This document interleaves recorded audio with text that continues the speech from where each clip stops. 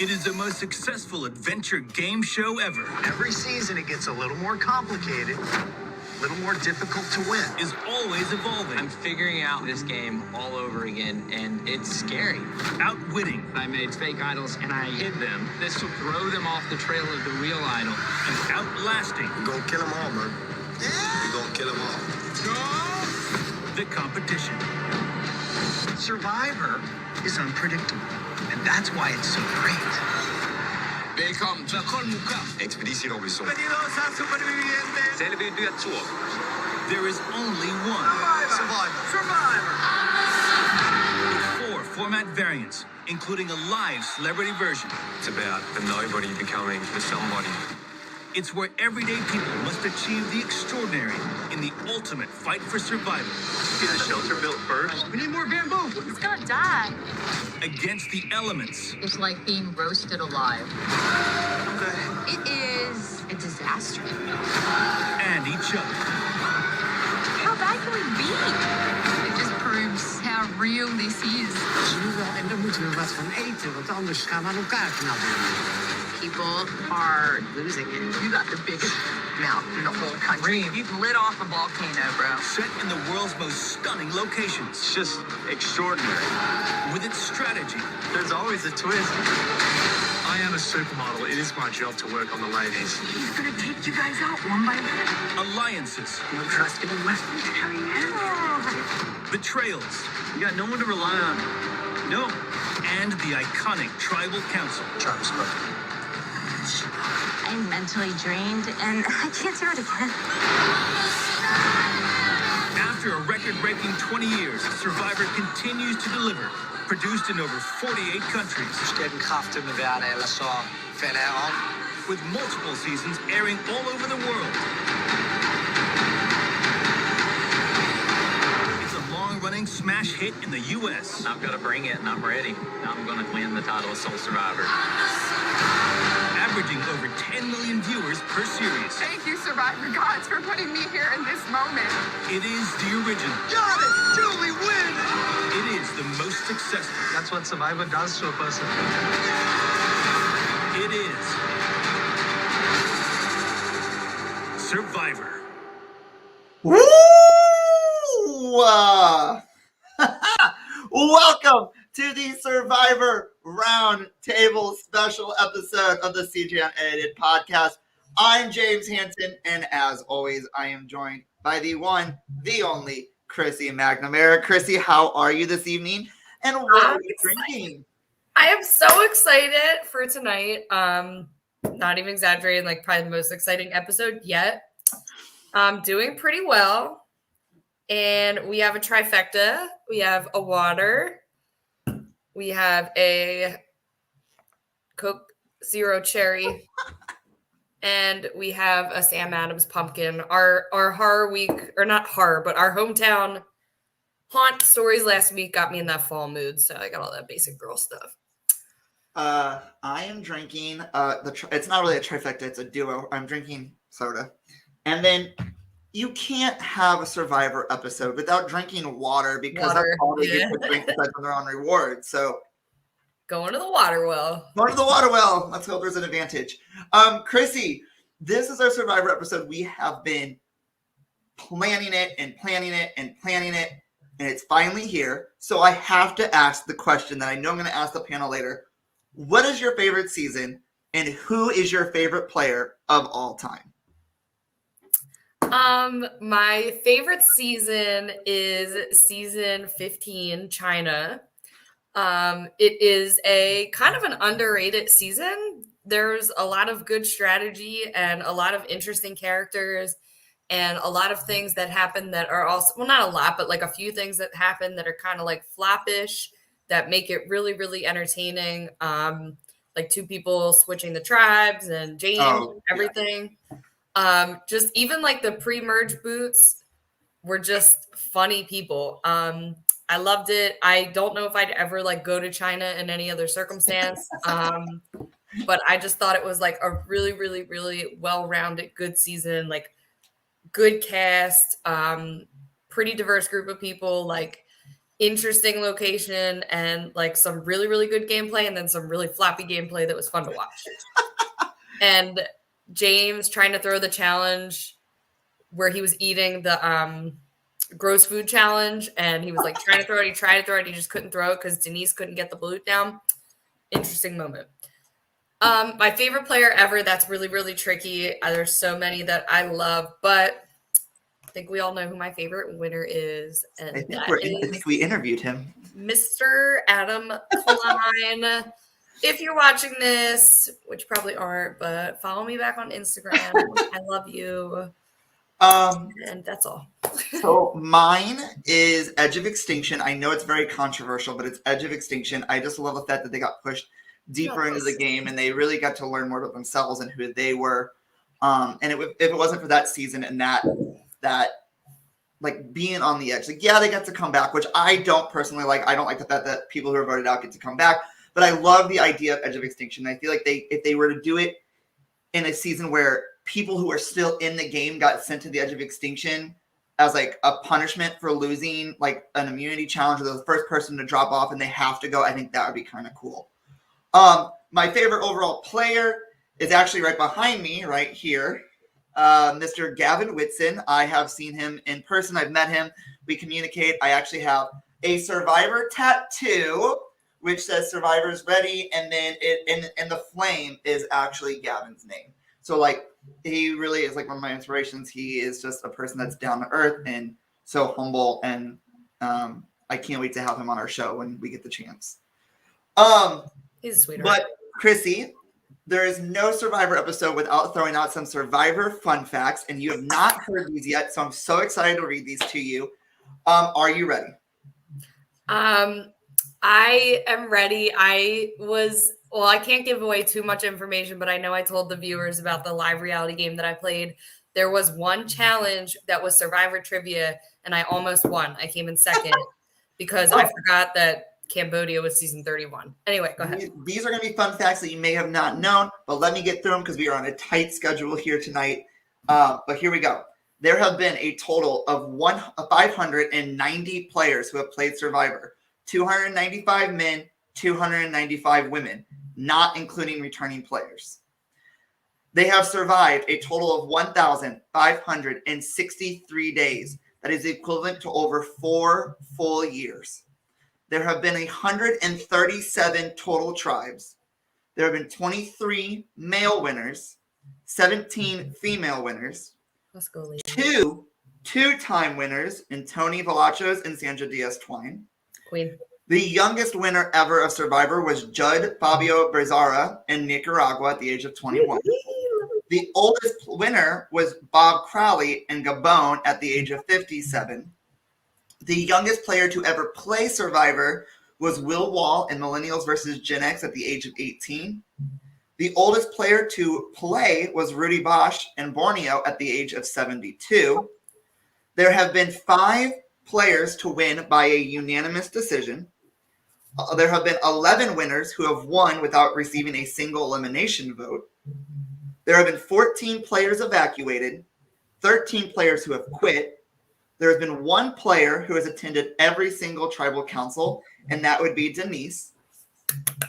There has been 1 person to be voted off by the process of just simple elimination, meaning all the other players were immune, and that was Sari.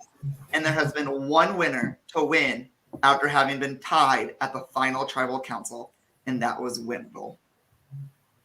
I wanted to know how many total tribal councils, but I couldn't find the answer to that. It's got to be somewhere. We just need to dig Somewhere, but somebody from Rahab hit us up and tell us what the answer is. if you watch Rob Has a Podcast and you're watching this right now, let me know and like send it in the message. But like I said, we were on a very tight schedule. Chrissy, last month we sat down and we got to interview someone very special to you, someone very special to me, and that was Adam Klein. It was a very interesting interview, a very enlightening interview, and a really fun interview as well. I will tell you guys tonight, though, that during this episode, There will be commercial breaks. They're just some old Survivor commercials that I found that I wanted to throw in. So that's going to be playing as soon as we end this video with Adam. Just want to brace you guys for that. So Chrissy, should we play the Adam interview? Heck yes, we should play the Adam interview. So guys, without further ado, here is our interview with Adam. What's up, guys? We are about to sit down and interview Adam Klein, the winner of Survivor Season 33, Millennials versus Gen X. Chrissy, I know he is your top idol. Are you excited for this? I'm so excited. This is my favorite winner. If y'all seen my TikTok where I ranked the top 10, this is number 1. I'm so excited you landed this interview, and I can't wait to meet him and ask him some questions. And it's a really good interview to have going into next week with all the hype coming up with a new season. So even though this is going to air after it's already started, but it's fine. Snap. All right. Well, it'll be real fun when the new season is in progress. Unedited, we'd love to see it. Well, so for those of you guys who don't know who Adam Klein is, let's take a look. Guy right here in the maroon, in the middle. What's your name? Adam. All right, Adam. Prost. Yes. Just be here. I have to keep looking. This is incredible. For a Survivor super duper fan like me, like this is what dreams are made of. I found the clue. Adam wins individual immunity. Will live to see day 34. The winner of Survivor Millennials versus Gen X.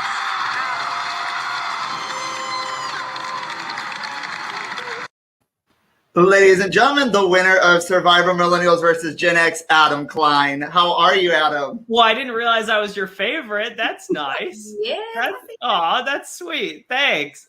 It's also, I promise I don't cry as often as it appears I do in that like intro video. I mean, you're out there, you're living your dream. You might as well, shed tears It's whenever. emotional. Exactly. In your heart, I played games like this with my heart, so I feel you. It's like when it's something that you don't actually, you've played in your brain so many times, and then it's happening in that exact moment. It's overwhelming. It's a lot to process. It still is, even like 5 years later. It's been 5 years. Wow. Or more, I think. All right. Listen, they've already done so many seasons before then, after then, so it's they all kind of run together. Oh my God. Yeah, we filmed in 2016. It's been 5.5 years. Wow. That's wild. I mean, because then we aired in 7? We aired in 2017, didn't it? It aired at the end of 2016. So it actually, I want to say, oh my God, not the day that this is going to air, but the day that we're recording this is September 14th. And I want to say that was the day of our premiere, I think. Oh, what a full circle moment. 5 years ago. I think it was 5 years ago today that it premiered. That's cool. Well, then I guess we should start off with, for those who are watching, we don't have a lot of avid, we have some avid Survivor fans, not a lot. But for those who don't know you, do you want to introduce yourself to those who have never seen Survivor or your season? Who is watching your podcast if not Survivor super duper fans? Thank you. I'm confused. Exactly. Isn't it a Survivor-based podcast? Actually, it's more of a variety podcast. We're just hosted by two. Shows what I know. I clearly have not done sufficient research. It's fine. Okay. It happens. Well, we can talk variety too. I mean, yeah, people know me from having been on Survivor for the most part, but I also was on an episode of Let's Make a Deal and I got zonked. So I forgot about that. I feel like that people might probably be like, are you the guy from, and I always am like, yep, Let's Make a Deal. You know it. I feel like that was a Survivor trivia question in like a game. Exactly. But today we decided to, we asked our fans who watch the show to ask you some questions. We have some really good questions, and we got one really deep one that we want to ask. Are these fans who know who I am or don't know? These are fans who know who you are. And then we also went in and we asked some questions too.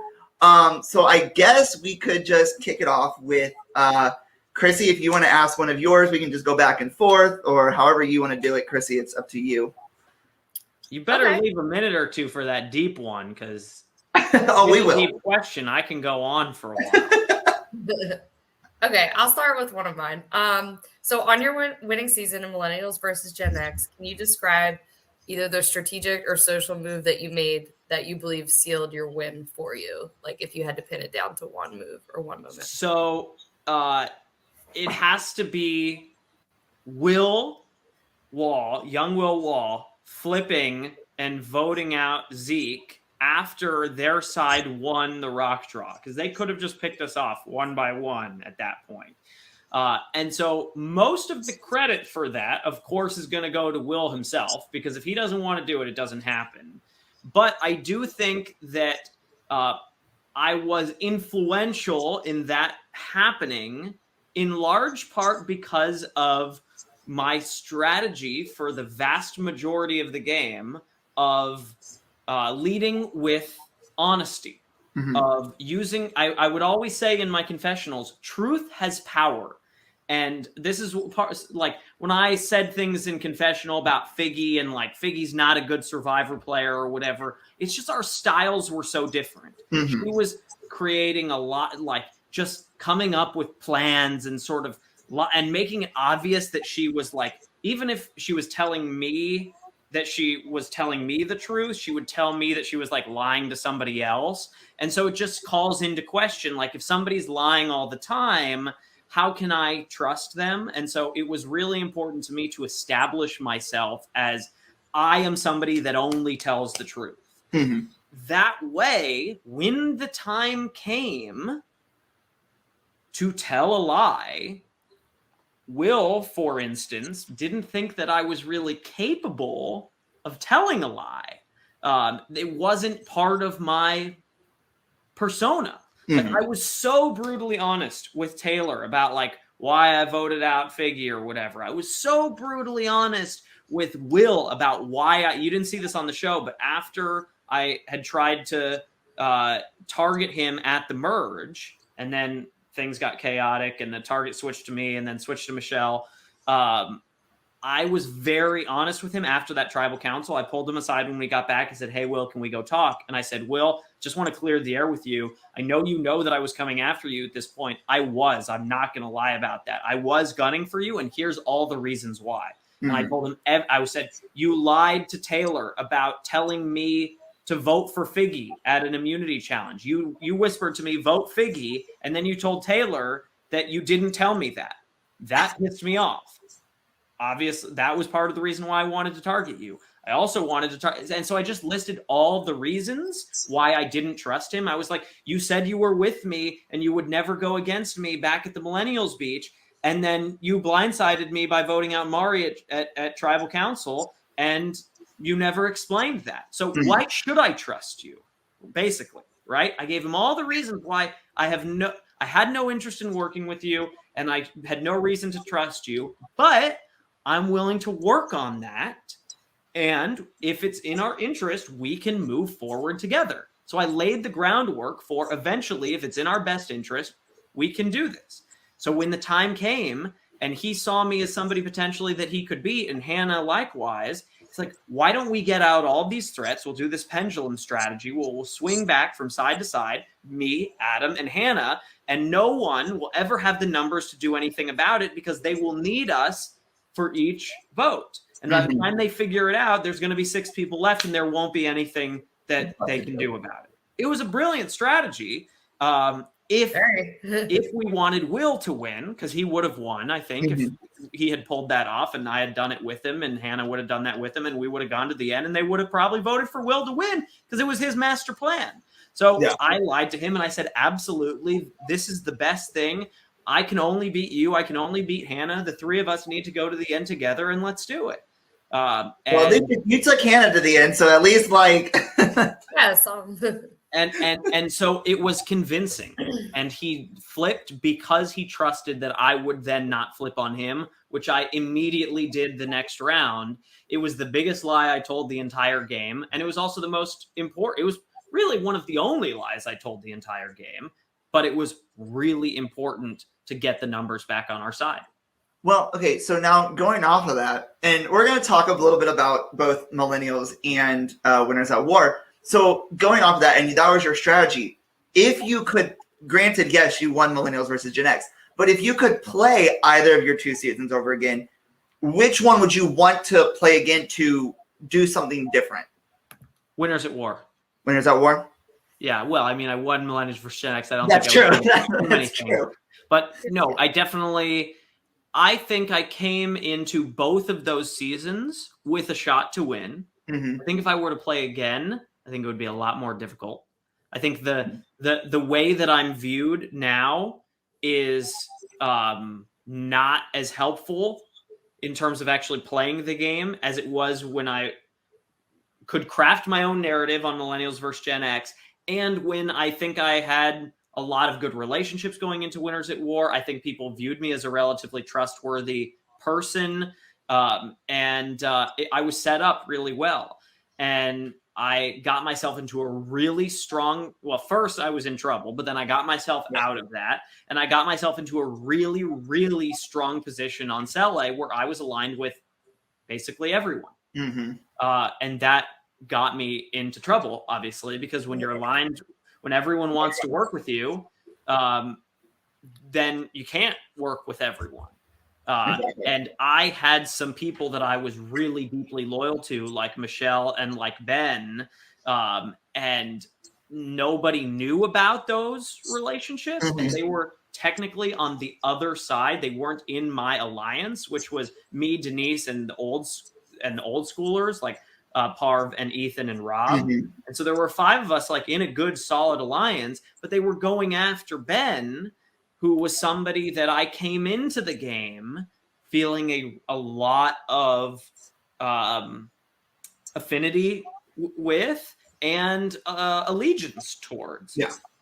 And I wasn't ready to vote out a close friend that early in the game. It's not something I was willing to do. So in fact, it was really my loyalty that got me in trouble, even though I think people watching the show would say that I wasn't loyal to what I mean? Yeah. So I would on it, as much as I love Ben, if I were doing it again, I would say it's too early to get involved here. Yeah. And maybe I could steer it towards Jeremy instead of Ben and try to do that. Who I wasn't as close with at the time, and I never thought would be a good person for my long game because he plays with meat shields and I'm not a meat shield, and so if I could have just like taken it easy for a little bit longer and not try to get so fancy with it, I think I still may have had a shot. Mm-hmm. Yeah, but that was a big mistake that I then had to attempt to recover from, and I never fully recovered from, and eventually it caught up to me, and it all stemmed from me trying to get Parv out, basically. The curse of trying to go after Parv. Don't do that. It doesn't work. It never works. A lot of people in Heroes vs. Villains as well. Don't do that. Not a good idea. So I want to move into a couple of our fans' questions, and then we can circle back to us as well. But we asked them, so we kind of want to give them the live day. One of our fans, Bailey, she asked, and this is verbatim from her, so I'm going to read what she sent me. I want to know if/when the show airs, if he keeps up with Twitter or any social media to see what people are saying about his or her game. I know that I tweet during episodes, and sometimes I can say things that are negative about a player / their gameplay. So I think it'd be interesting to know if that's something they actively watch, because it's an advantage for Survivor players unlike Big Brother players. I don't know if it's an advantage, not in terms of the game. It's a privilege. It's a privilege and a curse. It's a curse, yeah. It's definitely a lot, and people are gonna say, like, I knew that episode where Ethan went home was gonna. I knew I'd messed up, right? Yeah. And I didn't need anybody online to tell me that. I knew that for myself. And so I was actually in Costa Rica at the time, and I was about to of course, on a Wednesday night, who gets married on a Wednesday on Survivor night when their son is on the currently airing season? But the wedding was on a Wednesday, and I was officiating my dad's wedding.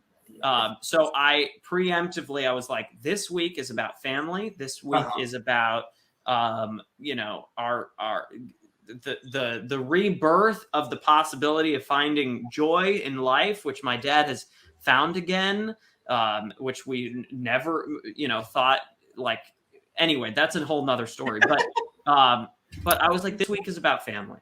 And so I knew that if I didn't completely shut it off, I always look at that stuff. I always do. I see everything that people write on Reddit. I see it on Twitter. I see it everywhere. And I can't help myself. So I had to go full the other way and say, I'm not looking at anything. I eliminated Instagram, Twitter, Reddit, all of the apps completely off my phone. So I could not, even if I wanted to, look at it. Couldn't see them. Not possible. And it was the best way for me to approach that week because I knew it wasn't going to be great. See, I've always wondered that. This one comes from our friend Ian. He was actually on our show earlier when we first started. He said, "Hi, Adam. First off, I wanted to say I've never been happier to watch someone win a season than watching your Millennials versus Gen X win. You're also the alum I most look forward to." Can you not put your thing in my cursor spot so I can see these questions, Chrissy? You're also the alum I most look forward to hearing on podcasts because the way you explain how you feel in games is so detailed and empowering. I also absolutely love the way you overthought advantages and idols in Winners at War. The way you explained all the fleur-de-lis reasoning for why there was an idol at Tribal was genius. This is a two-parter. How disappointed were you that all the logical reasoning was all for naught?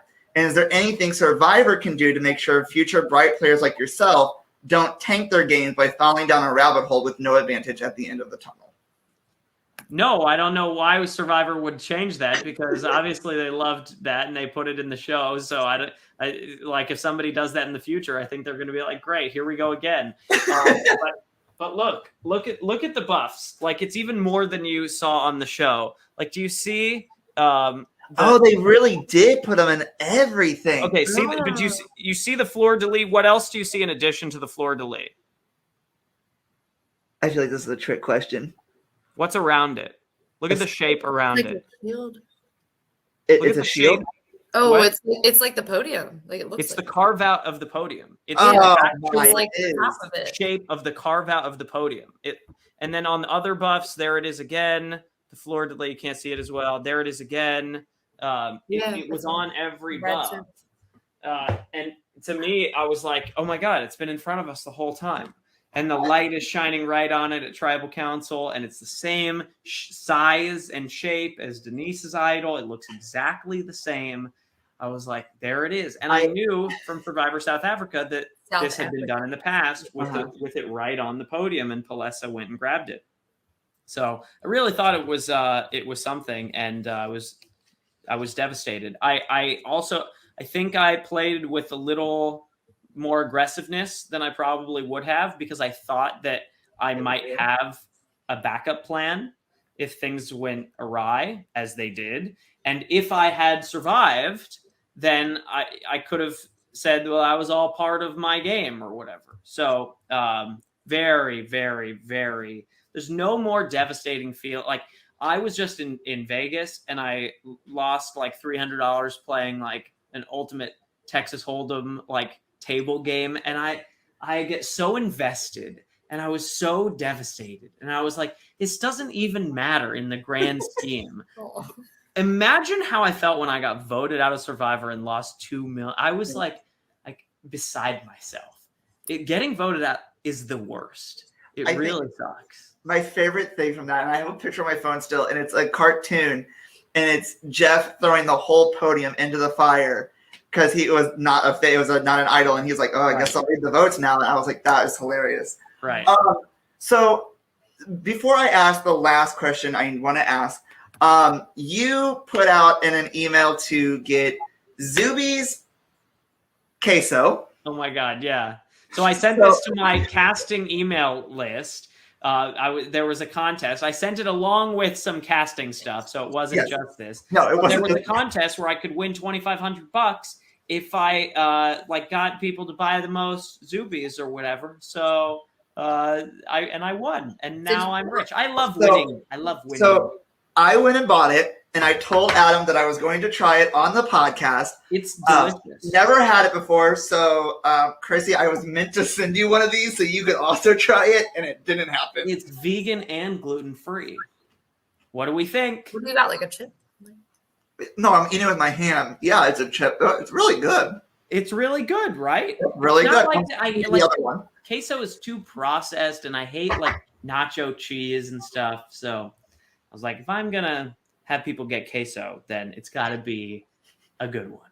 The last question I want to ask, before we go into announcing your social media and your casting website, because we don't got that much longer, is there one tip or trick you can give to any future Survivor player who are wanting to play and they're currently watching?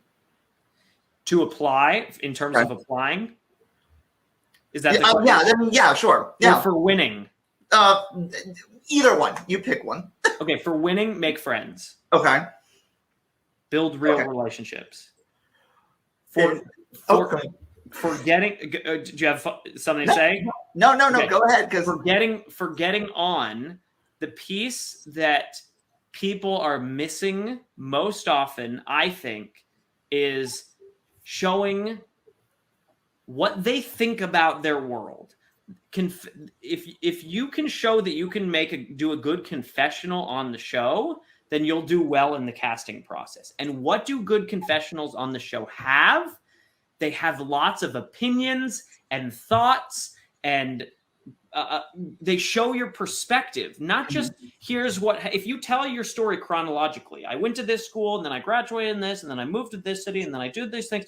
This happened, and this happened, and this happened, and this happened, and this happened. We're not getting to know you, really.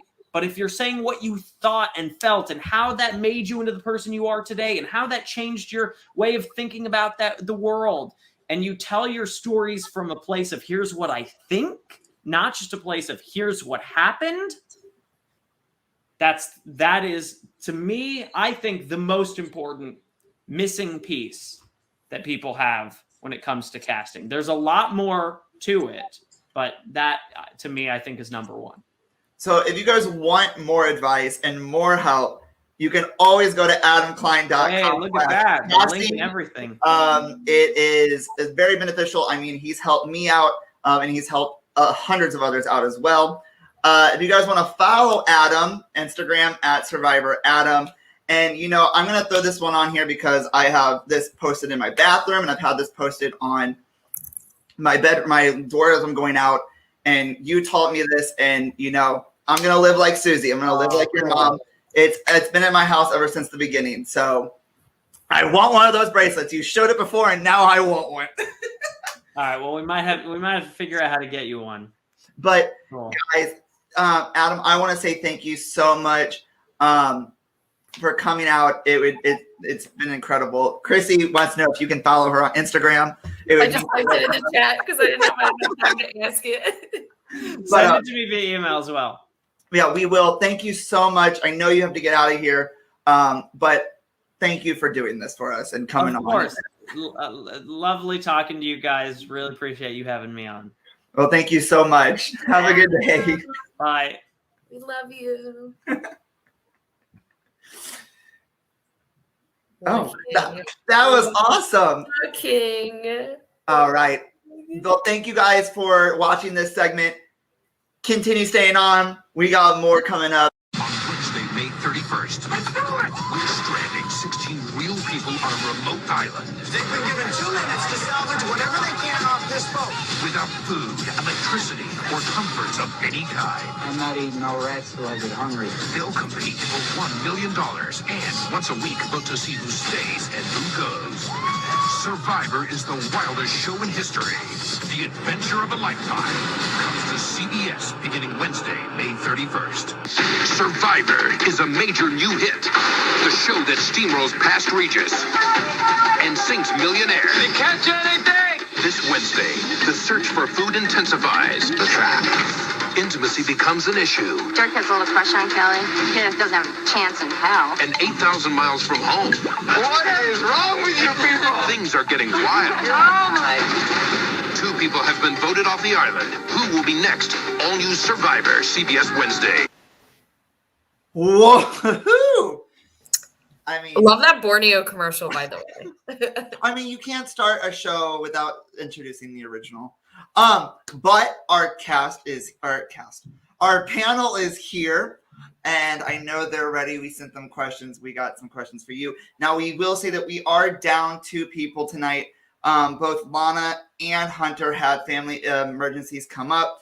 Hunter will try to make an appearance tonight, and so hopefully he'll come on. But we have all of our other ones, so please welcome Bailey, Ian, Brooke, Jaxson, and Lucas. Hey. How are you guys tonight? Oh my god. Doing I'm good. great. What's up? I have a feedback. Okay. Before we begin, I'm going to do this so I can change all of you guys so everyone can see your names. There we go. But first and foremost, I want to go around. Everyone just introduce yourselves, where your name, where you're from, your favorite season, and your favorite winner of Survivor. So we already did Chrissy, so we'll start with Bailey. Hi, I'm Bailey Gerke. I'm from Blue Springs, Missouri. My favorite season is 28, Cagayan, and my favorite winner is Sandra. Right, Ian? What's up, everybody? I am Ian. I am from Orlando, Florida. My favorite season has got to be Millennials Gen X, and it was really cool to hear Adam, who is my favorite winner for sure, talk about little parts of his game as well. Lucas? Hey everyone, my name is Lucas. I'm from Jersey City, New Jersey. I'm 24 years old. My favorite winner is also Sandra, and my favorite season, which I'm actually super excited is coming to Netflix, is Micronesia. Jaxson. Hi everyone, my name is Jaxson. I am currently living in Chicago. My favorite season is also Micronesia, but my favorite winner is Todd Herzog. China. We like to see it. And lastly, Brooke. Brooke, you're muted. Trust me, it'll happen to all of you. Hi, my name is Brooke Gerke. I'm from Blue Springs, Missouri. My favorite winner is Parvati, and my favorite season is Cagayan. So, as you guys know, I had sent out a list of a lot of questions. I told you guys we were going to keep it fun. I told you guys to just come up with your own answers because you guys don't know who is going to get which question. So we're going to start it off with this question, and it is for Ian, Lucas, and Brooke. Advantages. Are they becoming too much? Let's hear what you guys' thoughts are. Whoever wants to go first can go first. And yeah. I'll go first. I'm super opinionated on this one because I personally do think they're becoming a little too much in this game, especially with the current season. It's sorry, I was looking at the chat. It has been a lot to keep track of. Thank God they started putting like the little thing next to everyone's name that says what advantage they have, but all the names have been so similar on them. Like I'm cool with a couple advantages, but I think too many advantages like ruins the core of the game. And that's kind of a bummer. Like just last night, I don't know, I'm not trying to spoil this for anyone, but there's that new advantage that was like you can ask someone if they have an advantage and they can't lie to you. But lying is the core of the game. Lying's part of this game. And I just think that it's a lie. I think there are some cool advantages like that they can bring back. Like I love the juror removal from Co Wrong. That one was really cool. I think the fire tokens was a really interesting one from Winners at War. But when you put too many at once, it really confuses me at least. I'm not sure about anyone else, but I think that it can become quite a bit. I guess to counter that in general, I'm always on the mindset of people are often coming into the game with either some advantages over other people, whether that be a little bit more physical strength, more bonding because they have, similar hometowns of people and they're able to bond with certain people a little bit better based on the diversity casting. Obviously, there's sometimes people who come in with a little bit more of an advantage based on being able to bond based on past experiences. So anything out there, I mean, it's almost similar to like a marooning situation where what are people willing to do when they're tired and starving to get a little bit ahead? I'm willing to see that. On that note, Brooke, like what you're saying, I don't love certain advantages being either too much power or actually not being an advantage for certain people and really tanking the way in which people can strategize and go farther. Yeah, agreed. I mean, I think the whole fun thing about Survivor is being able to see people plan. Planning is strategizing. And when like there's too many different types of advantages, it almost becomes like impossible to plan. So it's like, how can you really be a good strategist when so much randomness comes into the game? So it makes it pretty difficult. Yeah. I'm just gonna say, Brooke, I'm sorry, I know you don't like the knowledge is power one that just got introduced, but I kind of like it because if someone told you something and you don't like them and you know that they have it and you want it, it's like, cool. I only like it because Lana has it. I agree with that. I only like it because she has it.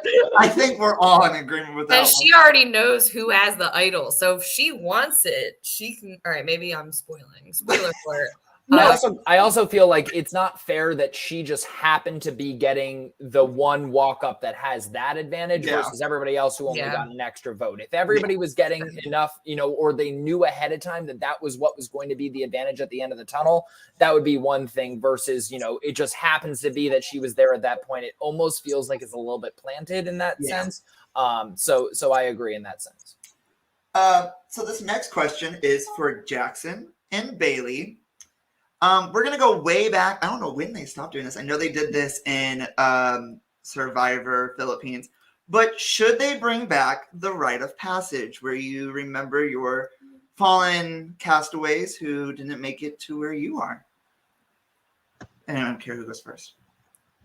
I'll go first. Personally, I'm not a rite of passage fan. I think it's a time filler. That's all I think it is. And I'd rather have a longer jury segment and just like an uncut jury segment than remember who was the first person voted out that like you shared one bowl of rice with. Like I don't care about that. I would rather see more people get to ask jury questions than this time filler of them walking up a mountain to everyone's torches. Yeah, I absolutely agree. I am not a fan of it. I actually had to look up what the rite of passage was because I hate it so much. But I also think that in today's, technology era, we can go back and we can watch episode 1 again. Back, 15, 20 years ago, it was way harder to do that. So I think it doesn't make sense to do it now anymore either, So 1000%, don't bring it back. We don't need to see it again. No more rite of passage. Anybody else have any input, or is everyone on the same plane? No, I'm a huge rite of passage fan. I mean, I'd take rite of passage over Final Four fire making, so same amount of time. And I don't know, I think like seeing the first person's boot like last words, just like remember them a little bit, is kind of cute. Like especially if I was playing, you cut first episode, never seen again for the rest of the season. Like at least at the end, you get like a sentence or two. Oh, so you can I throw a counter question out there? I mean, sure, go ahead. What if each person who got voted out also like gave a certain advantage or something within jury that later gave some sort of, something before the final speeches or anything like that? If there was some sort of additional element of it that also involved gameplay, perhaps I'd feel a little bit more differently. I don't know how everybody else feels. Like fire tokens? Similarly, or like, even just votes or some sort of, message of some sort, that helps them remember, hey, remember when you did this particular thing, that helped me, giving a little bit of an advantage to that person of like, I remember specifically that you did well, and I hope that you can use this in your jury speech, etc. Or like maybe if it was like some kind of like, a challenge or something that you have to like remember something about them. But other than that, like Big Brother does that. Big Brother, yeah. That's what I was going to say. They do that in Big Brother. I'm not a rite of passage girl. Yeah, that in Marquesas. I was going to just bounce off of Lucas there just because I wanted to say it. So the one person we never really got to know, Francois or whatever her name is, that got booted off twice first. Like, would love to know more about Francesca. I said it like I can't think of his name. Those like personal trivias were so good, but after Vesepia like brought her notebook in, they like shut it all down. That's the kind of challenge I would be good at. Well, guys, when we come back, we talk returning players, medevacs, and the final tribal council. We'll be right back.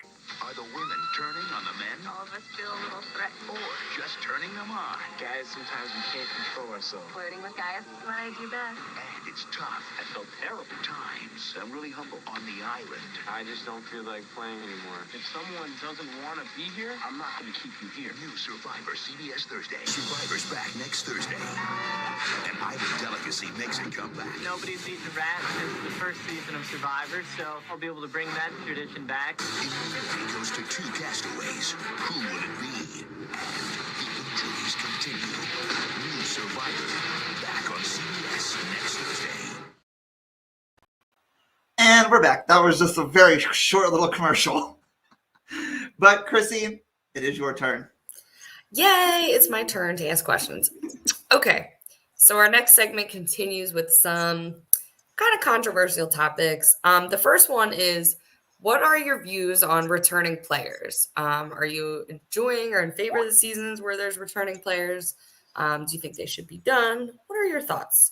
And the people I'm asking are Brooke and Ian, whoever would like to go first. I want to say this was randomized, so people might get asked the same first question twice. Y'all couldn't have told us which questions we were answering. Nope. That's why you prepare your paper. Oh my God, wait, what did she have the whole thing? Do you have notes? Yeah, I went through and answered all the questions, so I knew if I was up, I knew my answer. Oh my God, come meet my students and teach them how to live. Anyway. I'm all about it personally. I like being able to see how people have grown, learned, changed, or anything like that. My concern is, and my least favorite seasons are the ones that have a combination of people who barely understand the game and the people who have been out there before. So, I mean, in my opinion, bring like an all newbie season and then also later in the week have a all returning season and have them play simultaneously, because I would happily watch both of them and give everybody kind of equal second chances, third chances, or anything like that. You know, as long as they can provide it, I would happily watch, because in my opinion, any new game that involves new strategy is just going to, you know, elevate the game more. I love returning players in the context of all returnees. Fans versus favorites is cool with me, but like it comes down to the point where it's like 4 returnees and the rest of them are new, or like I know this might be unpopular, least favorite ones is Redemption Island or Russell versus Rob. It just felt like they were putting those people in there to get them to win. And I love Boston Rob as much as the next person does, but I think that he was wanted a win. So I love returnees. I love seeing them come back. I think it's unfair putting them with newbies. It's a big advantage for them. But also I can see why it's a disadvantage, because they could possibly get out. But then again, if I was with a returnee, I would be like, oh, I want to play with them so bad. Awesome. Thank you guys. I kind of agree. There were like, it depends on a season. Like there were some that were iconic, like Micronesia, for example. And then there were some was like, some of Game Changers was good, but some of them I was like, are these people change the game? I'm confused. All right. The next question. I like this one. What are your thoughts on medevacs and quitters? And we know that if you've watched any of the YouTube videos, over the years, Jeff Probst has gotten more and more pissed off about people quitting the game. Is this a selfish way to go out if they quit? Should they get a chance to return again if they were medevaced? So I guess you can address like any of those questions, either of them. And for this one, we have Lucas and Jackson. Okay, sure. What do I think about medevacs and quits? Well, quits obviously do not like them. Like, why would you go on a show that so many people want to be on and quit? For medevacs, I mean, it is what it is. It's, at the end of the day, you're surviving in the wilderness, and if you get hurt, that's literally part of the game. Like a big reason why people even got interested in the show in the first place was because like Scoop and fell in a fire.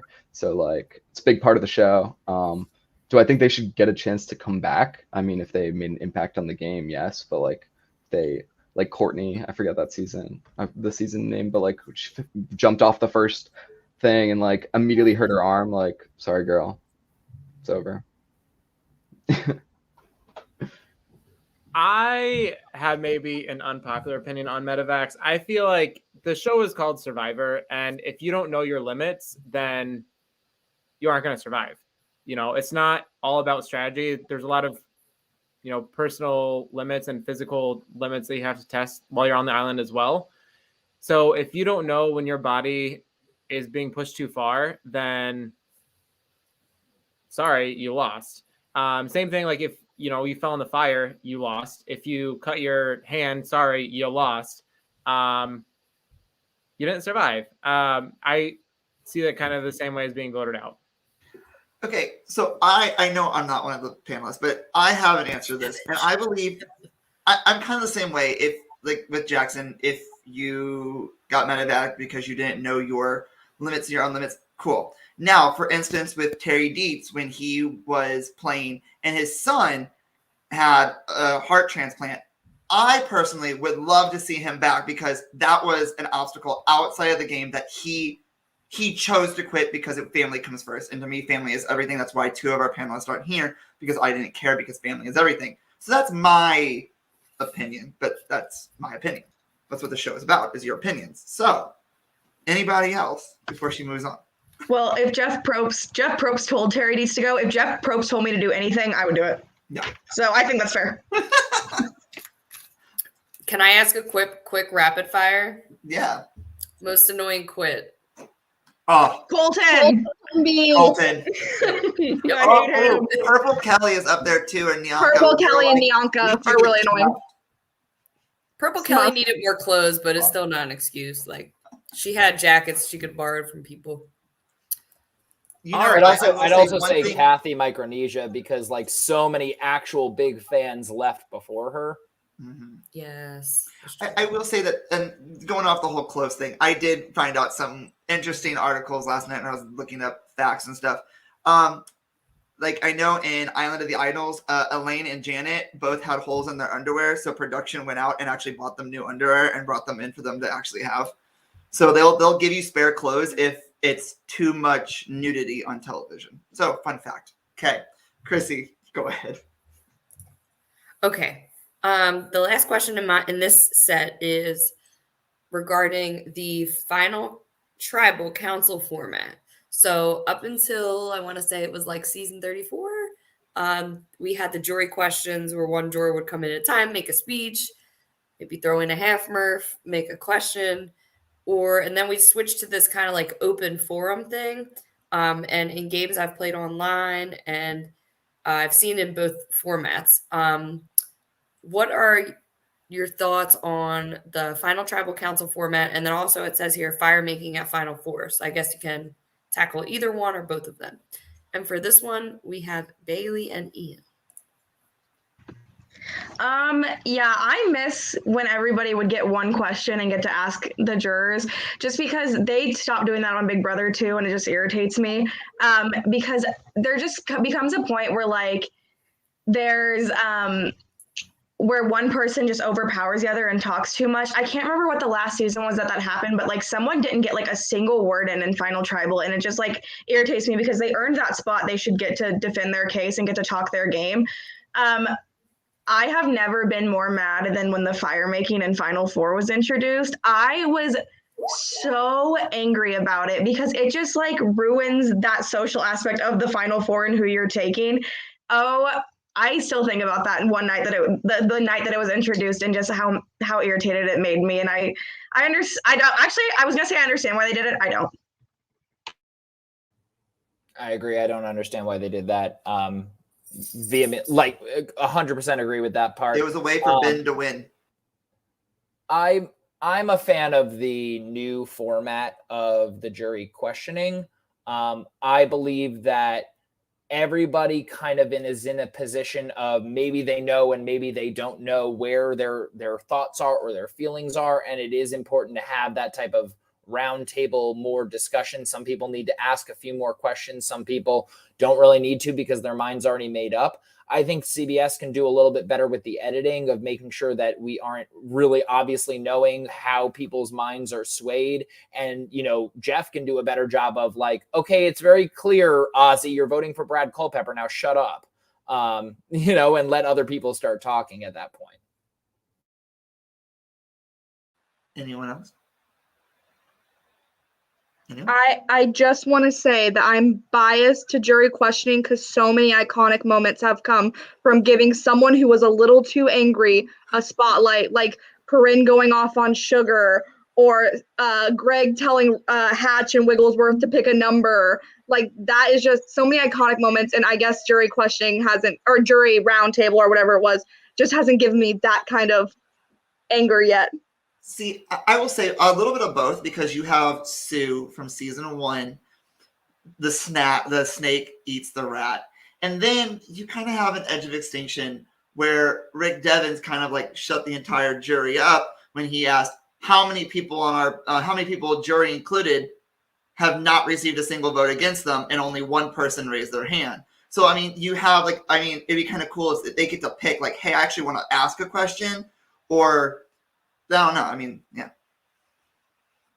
Yeah, I mean, and I liked what they did with the outwit, outlast, outplay, like how they wanted them to describe that, because I feel like sometimes like we hear those 3 words a lot, but I feel like sometimes they get lost with the core values. And so it's kind of cool to see them explain the 3 in their game. Okay. Anybody else? I'll just say an underrated jury speech was done in season 29. Not like a super well-known player, but his name was Reed, and he talked about how one of the finalists was like a wicked stepmother. I'll never forget it. I am partial to jury questioning, but like Ian said, if they keep doing this roundtable, more open forum thing, maybe if they edited it a little better and let us see a little bit more of what was going on, or like more of the questions, because I'm sure they're probably cutting a lot of them out. I'm going to add another question at the very end of this episode, because I think it'd be kind of cool to get everyone's opinions like they're on something. But we have another commercial. So when we return, we talk. Should players be allowed to return to the game after they've been voted out? And 2 fan favorite games that have happened. What happens when you have the immunity idol and don't play it? Anybody who still feels safe is a fool. With only 3 Survivor episodes left, A new idol has been hidden. will the idol curse continue? Plus, 2 people are injured. Craziest things I've ever seen go down. Will they be evacuated? It's the Survivor everyone's talking about.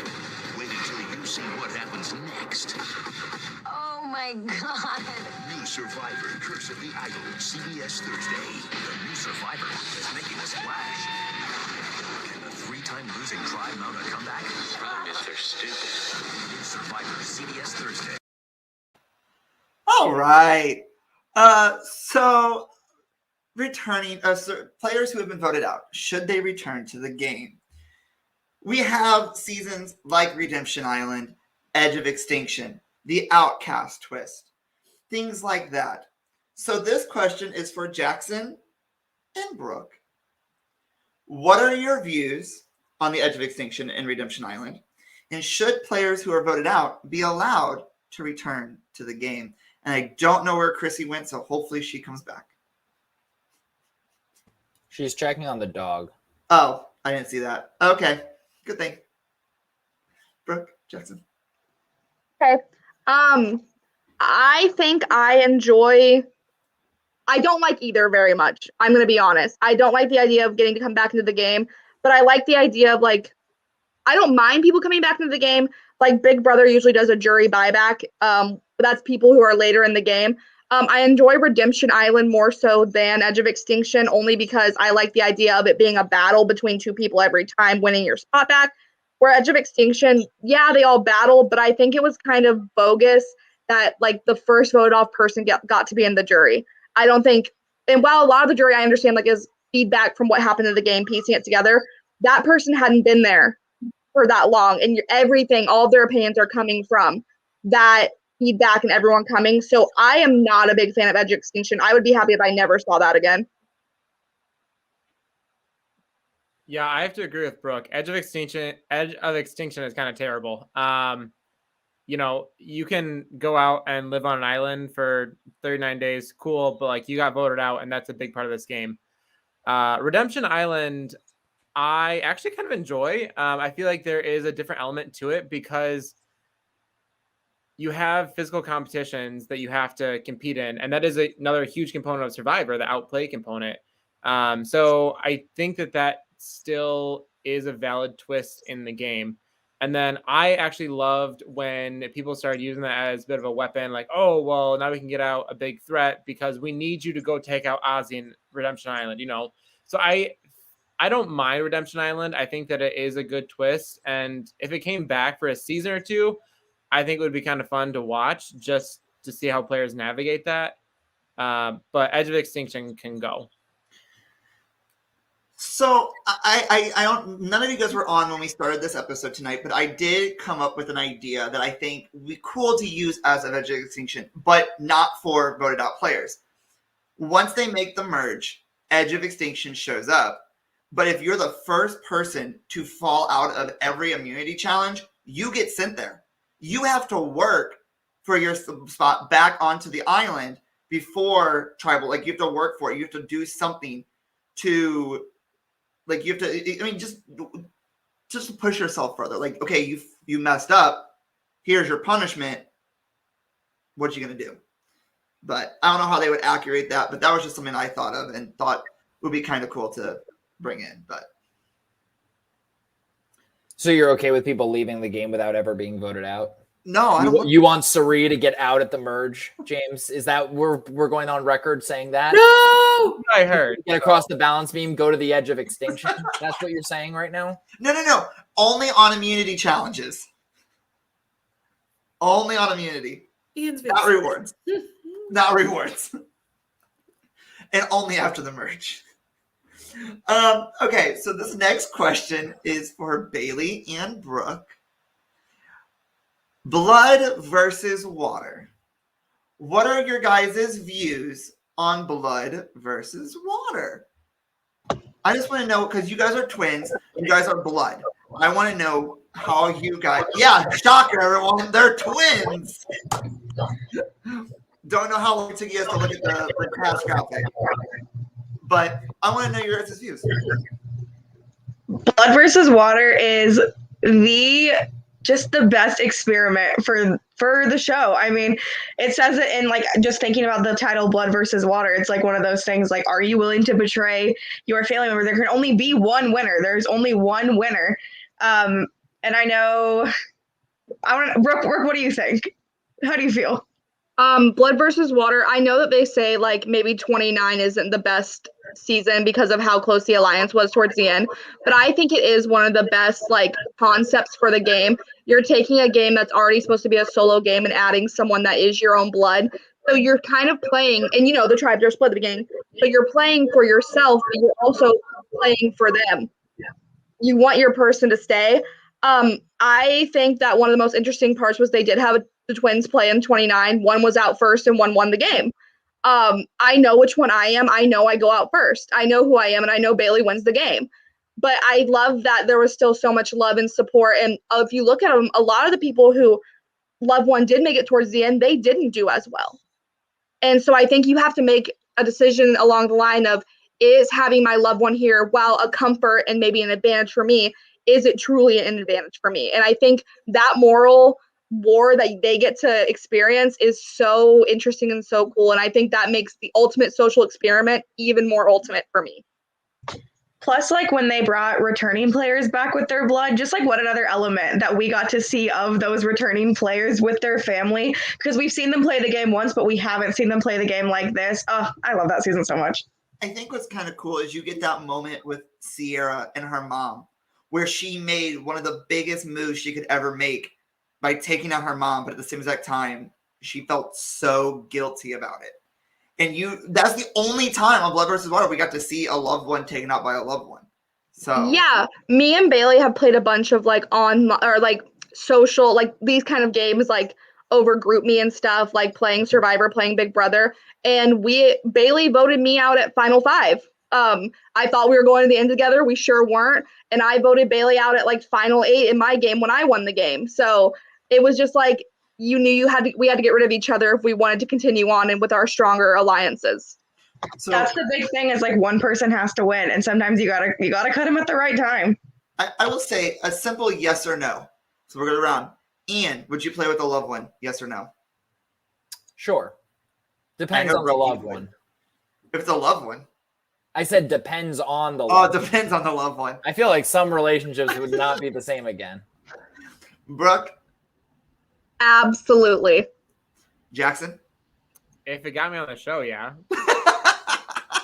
Bailey? Yeah, but only if that loved one's Brooke. Chrissy? So I have played a social strategy game with my husband. He had no idea what was going on. He drank a lot of golden monkeys, and he ended up being like, he had no idea the strategy of the game, but he ended up being like one of the top social players in the game. And now like people think he's special. So yeah, I would do it again. I don't know that like either of us are like physically fit for the elements out there.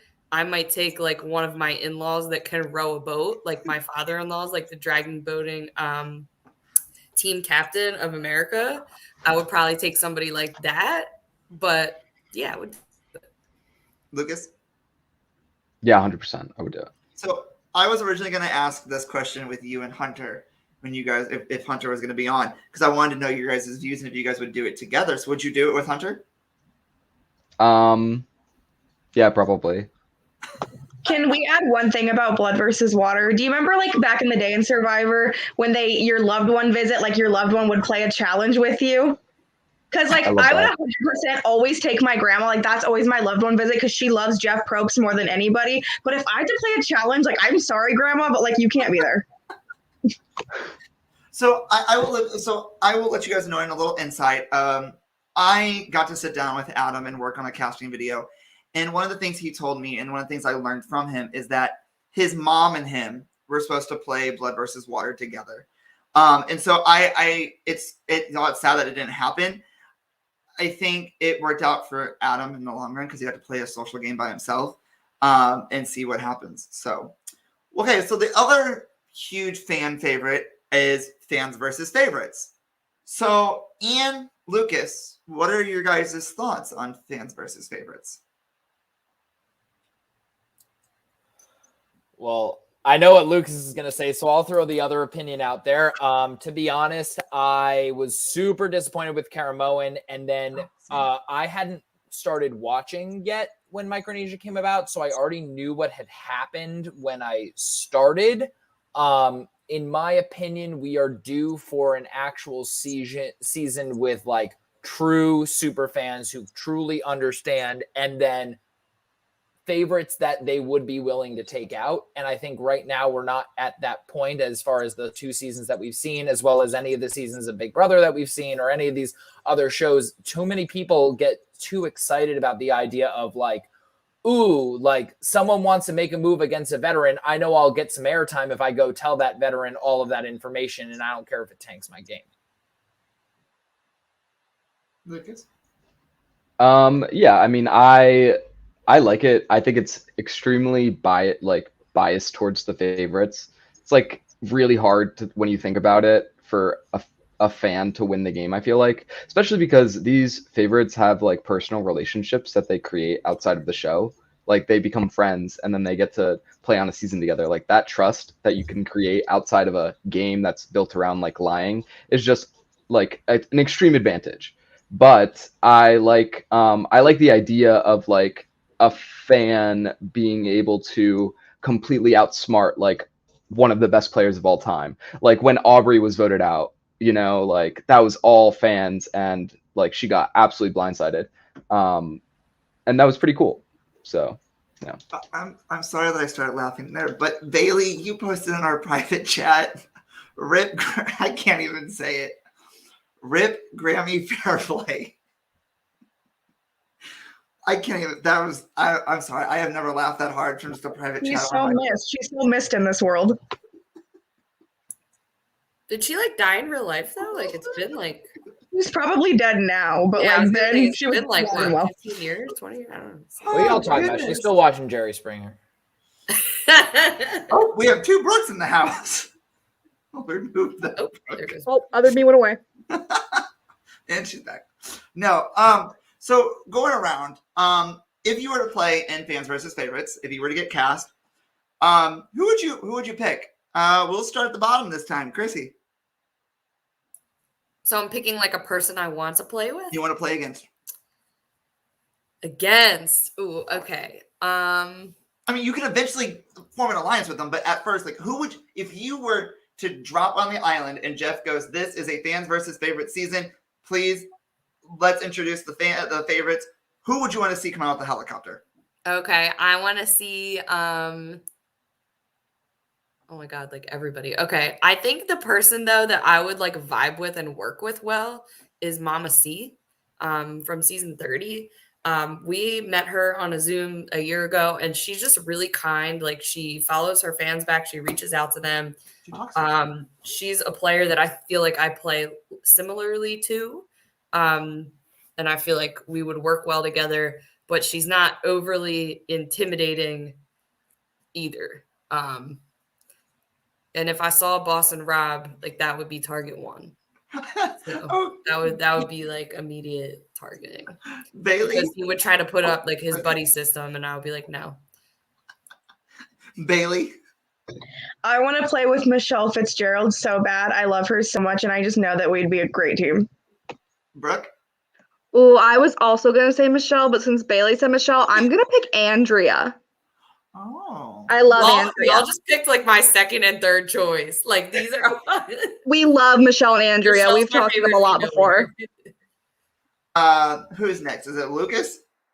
Yes, Lucas. So I think like for a good like alliance member, number one, like I just think Denise is like a super solid player, and like she'd be such a good alliance member. So I'd pick Denise. But like if I'm thinking about it and I'm like wanting to have a good time on the show, like Courtney Yates, I feel like would be thick as thieves. So that'd be so fucking fun. We could just like talk shit. I'd love it. So that would be my two. Jackson? I would say Jessica Lewis from Millennials and Gen X. One, I think she's an incredible strategist. I think that when she was still there, she was pretty much like running the game. She was totally robbed. But she was also very loyal to her alliance. I think that the people that she was working with knew that she was with them, and maybe she would have turned on them when it got closer to the end. But when she was still there, she was very, very close to David. So I think that if you were aligned with her, I think that she would make a great alliance member. Ian? My person who I feel was robbed that I would love to strategize with, I have two that I often say, and they're both from the same season of Heroes, Healers, Hustlers. It's Rourke and Allie, who got out right before Merge. They're so good at what they do, and like because of that advantage at the beginning that Ryan got to share with Chrissy, that was how they bonded, and that's why both of them ended up failing to be able to make the Merge. I think both of them deserve another chance because they're really, really savvy and so underrated. And then my shits and gigs person that Lucas talked about, just for fun, would probably be Lyrsa. If I had to choose my shits and gigs person, I would love to just play with Suri. I would love to see her come back again. She was robbed. She's another robbed queen. But you want her to go to the edge of extinction. I would never be able to vote her out. She would win my season. I just put in because I could not vote her. I think production really messed up when they had all those advantages out and she got robbed. And then my other one shouldn't be a surprise, but obviously I would love to play Fans versus Favorites, and he's already said he wants to play it with me. So Gavin, I have to choose Gavin. But well, when we come back, we talk about twists that have hurt the show and twists that have helped the show. We'll be right back. Stay with us. Survivor 41 is almost here, and it's a monster. Twists that you've never seen before. Go! It's harder, faster, and more fun. Dangerous fun.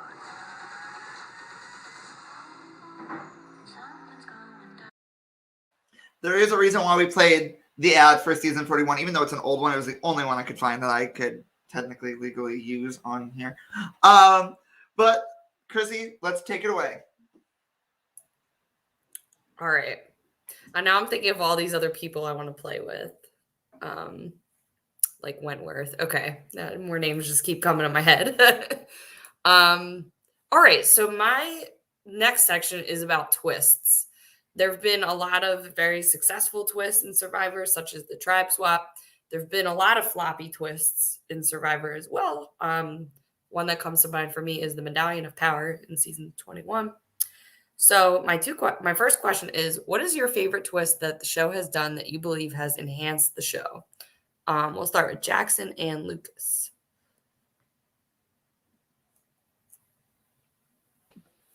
All right. So my favorite twist that has enhanced the show would be the hidden immunity idol.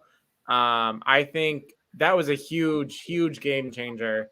I think when it was first initiated and you could use it after the votes are read, gave that person way too much power with Yule. But I think that since then, you have to play it before the votes are read. That just adds so many more layers and elements to the show. You have to try to think of what people are thinking. You have to think so many steps ahead. You have to read people a lot better. I think that has really enhanced the show on a level that nothing else has. They're really hard to find as someone who played a live game. They're so hard to find. All right. I would say, my bad. Go ahead. I would say like Steal a Vote. Steal a Vote's probably my favorite advantage. But my favorite like twist that the show's done. I don't know if any of you have seen like the most recent season of Survivor South Africa, Immunity Island. It's like a really cool twist. Essentially, like the winning tribe gets to pick someone from the losing tribe to go to Immunity Island, and they go to that island. Basically, can play in a game. If they play, then they are safe at the vote, but don't have a vote. So, and if they lose the game, or they decide not to play the game, then they go back and actually have a vote at tribal council. So it's really cool. Highly recommend. But that was like probably my favorite twist that I've seen in any Survivor season. I want to say, bouncing off of Jaxson real quick before we continue with everybody else. Or now that you know that you can play your idol before the votes are even cast, that was something interesting from when Ben did it, and Jeff was like, "Oh well, no, you can't vote for Ben tonight." So like, anybody else have any opinions, thoughts? I'm on the mindset of as long as every single rule and explanation and advantage out there is known, everything is fair game. Do whatever the heck you want. I don't like Final Four fire making. I don't like fire tokens. But other than those things, as long as everything is known in advance, do what you want to do out on the island, right? Like everyone knows that at some point something will be around and then paranoia will spread. But when you can't strategize around something because you have no idea that an advantage exists, that's when I take challenge with it, and I put an asterisk next to anybody who makes a good move because of it. I mean, that's why I'm glad that they announced, like when 41 finished and 42 is about to film, they told them, hey, this advantage, this advantage, this advantage, and this advantage I got put into the game. They might appear in your season. If they do, they do. If they don't, they don't. I love that they do. They said that on 41. They did that. No. No. Okay. So in previous seasons, Jeff has said that when they even like I've talked to Rick and Gavin and Sandra and all these, when they film back to back. So let's say 41, they've released the Brewera, they released the Knowledge of Power. When they filmed 42, before they even started filming, they told everybody, hey, these are the advantages we put in last season. They could make an appearance. That way they don't look stupid on international television when they're like, beware advantage, what the hell is this? But then everybody in the world knows what it is and they don't. No. That I think like if they know about it in advance, then it's cool. To me. If that makes sense. I want to throw a bone out there and say one of my least favorite twists, and I don't even know if it's a twist, was Race Wars. What a crazy thing that CBS decided to do that maybe they should not have done at all. Yeah, we have some great people that came out of it, but maybe never, ever, no, not again. It like checks out for CBS though. Like, are you kidding? Chrissy? I think. Go ahead. Yeah, I think I highlighted my favorite twist is tribes swapping. The first time it happened in Africa, I was like blown away. A whole 14 years old, I was like, "What is happening?" But now that's just like an integral part of the seasons. My least favorite twist was the Medallion of Power in 21. Okay, the next question is there a twist what twist do you think has actually hurt the show, or what is a twist that maybe is not good? And this says Bailey, Brooke, and Ian.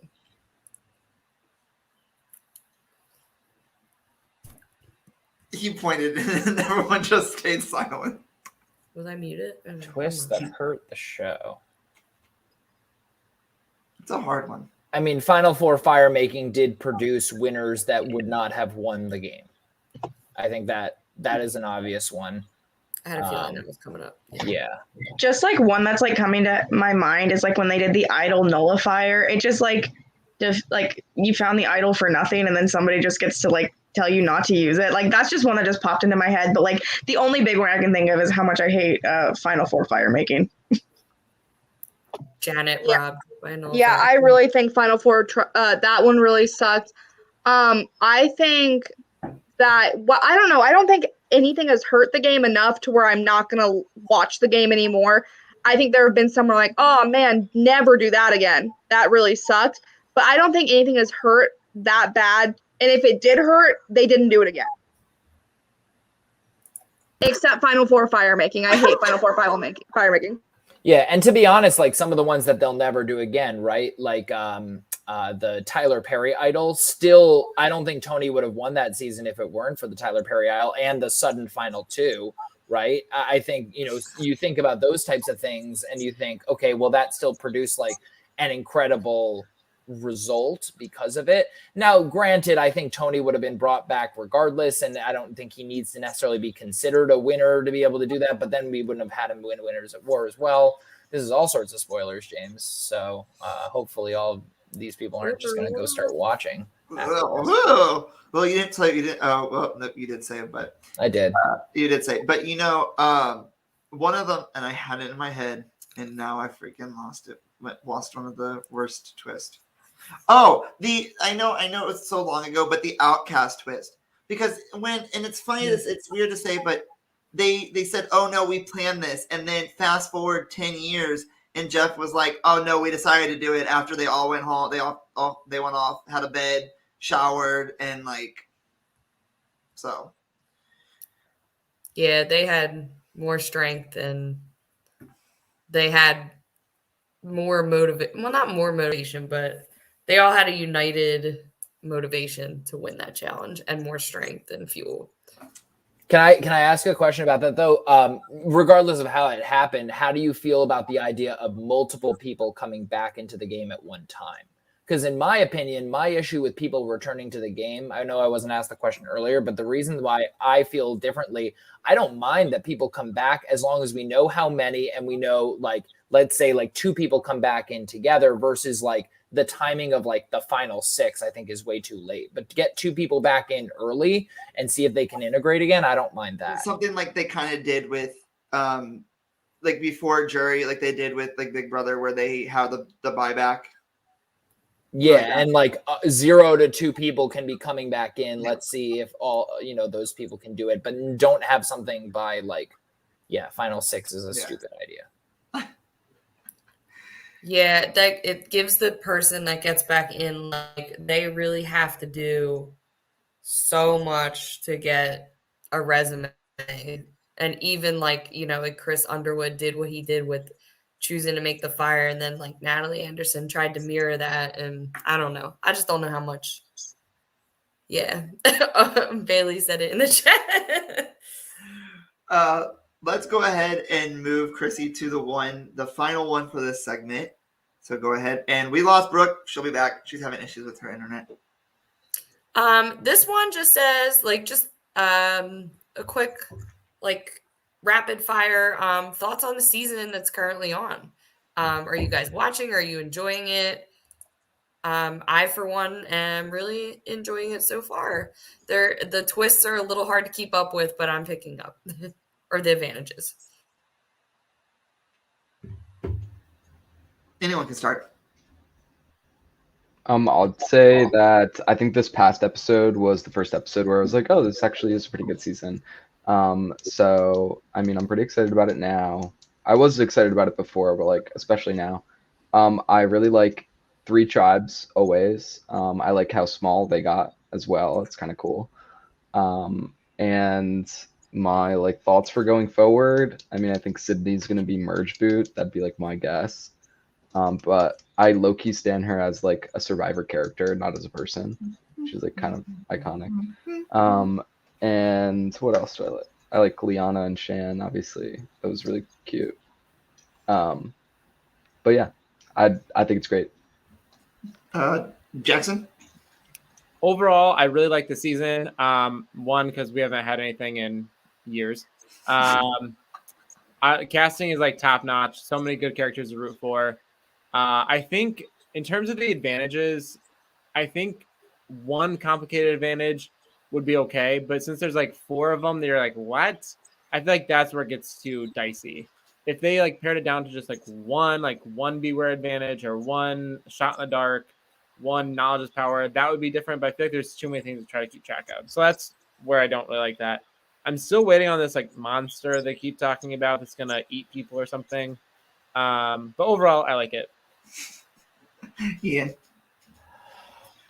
Considering what happened prior to with COVID, they did a fantastic job putting together something new, different, exciting. We are constantly on the edge of our seat. The way that they're doing the editing is really good. And their casting, like everybody has said, is definitely really top notch. I have some issues with the way in which Jeff kind of started the season. I really hated that question about the guys thing. I think that there obviously should have just been a new precedent that was set. And why on earth are you asking 18 people who are about to start a brand new journey of their life to make a decision for years to come? There should have just been a change that was made. And that really kind of soured my note from the beginning. And then I also just feel like they're still not doing a good job representing every single person equally to be able to make us not be able to realize, okay, there's only like 5 people who potentially have a chance to win the game. Justice for Erica, give her an edit. I will You never say know. that It could be a sneak win. there is something that before the season still out there. Sorry, Lucas. So before Brooke goes to hers, Ian, there was something that I saw in an article that said, if you were going to scrap it, you might as well scrap it because they do not say come on in when they do water challenges.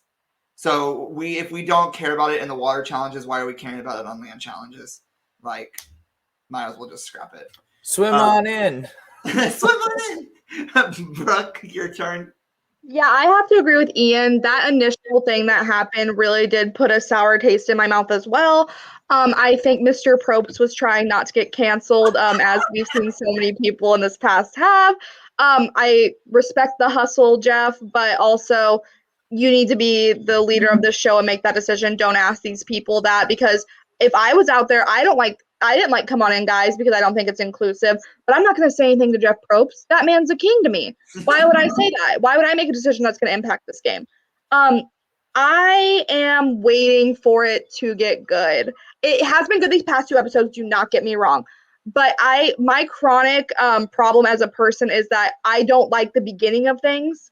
I don't start new shows ever. I watch the same shows because I know those people and I know their names. My least favorite part about starting Big Brother or Survivor is that I have to get to know new people. And that's a chronic thing I'm bad at.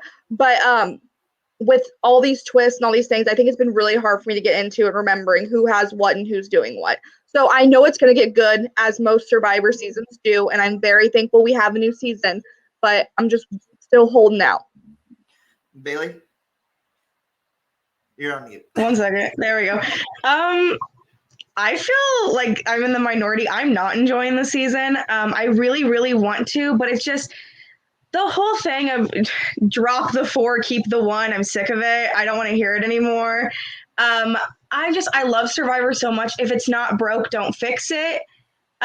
This last episode, great. I loved it. It was like the first time that I was like, oh, this is getting good. But then every time they go to that stupid, like, thing where they got to climb up a mountain and turn a ship wheel, it takes me right back out. Like, I'm out at that point. Like, everything before it, sure, love the challenge. Everything after it, love the strategizing. That part, I'm tired of it. It's overplayed. It's the same thing every time. They figured it out. Everybody knows what it is. It's exhausting at this point. So I'm not enjoying it. I hope I come around, but then if not, maybe I'll have like a new least favorite season, and like that's great too. Chrissy. I think I mentioned it already. I'm enjoying the season for the most part. The advantages are a little bit difficult to follow. But I do like, I kind of Ian and somebody else mentioned it. Just there's people that we really haven't gotten to know. That's kind of like what happens when there's one really dominant tribe. But I'm very interested in Erica and Deshawn. I would like to learn more about their stories and about their background. Like, I don't even think we've gotten any background on Erica or Heather or much on Deshawn yet. So, I don't know. There's definitely, it's a new era. So I'm hoping the good old fashioned like gameplay picks up. Like Tiffany, for example, is an interesting player because she has like no real advantages. She's just playing the game socially on her own. So it's I think overall it's they did a lot of work. Could have been a little bit better. One of the things I know that Jaxson mentioned was the monster in the game that they keep hyping up. And I know I talked about this with Bailey and Chrissy last night. At the end of last night's, everyone here watched the show last night, right? Everyone? I did not, but I saw everything on Twitter. Okay, so at the very end of the coming up next on Survivor, he said, "Everyone drop your buffs," and everyone goes, "It's," and they all said merge, and he goes, "Not quite." What I was talking with Bailey and Chrissy is, I believe they're not. I have a feeling they might not do a merge. That they're just gonna have them continue playing, because that would be something that would you're expecting this game. You know this game. The monster is something that is new. You don't think that you think there's a merge, but you don't.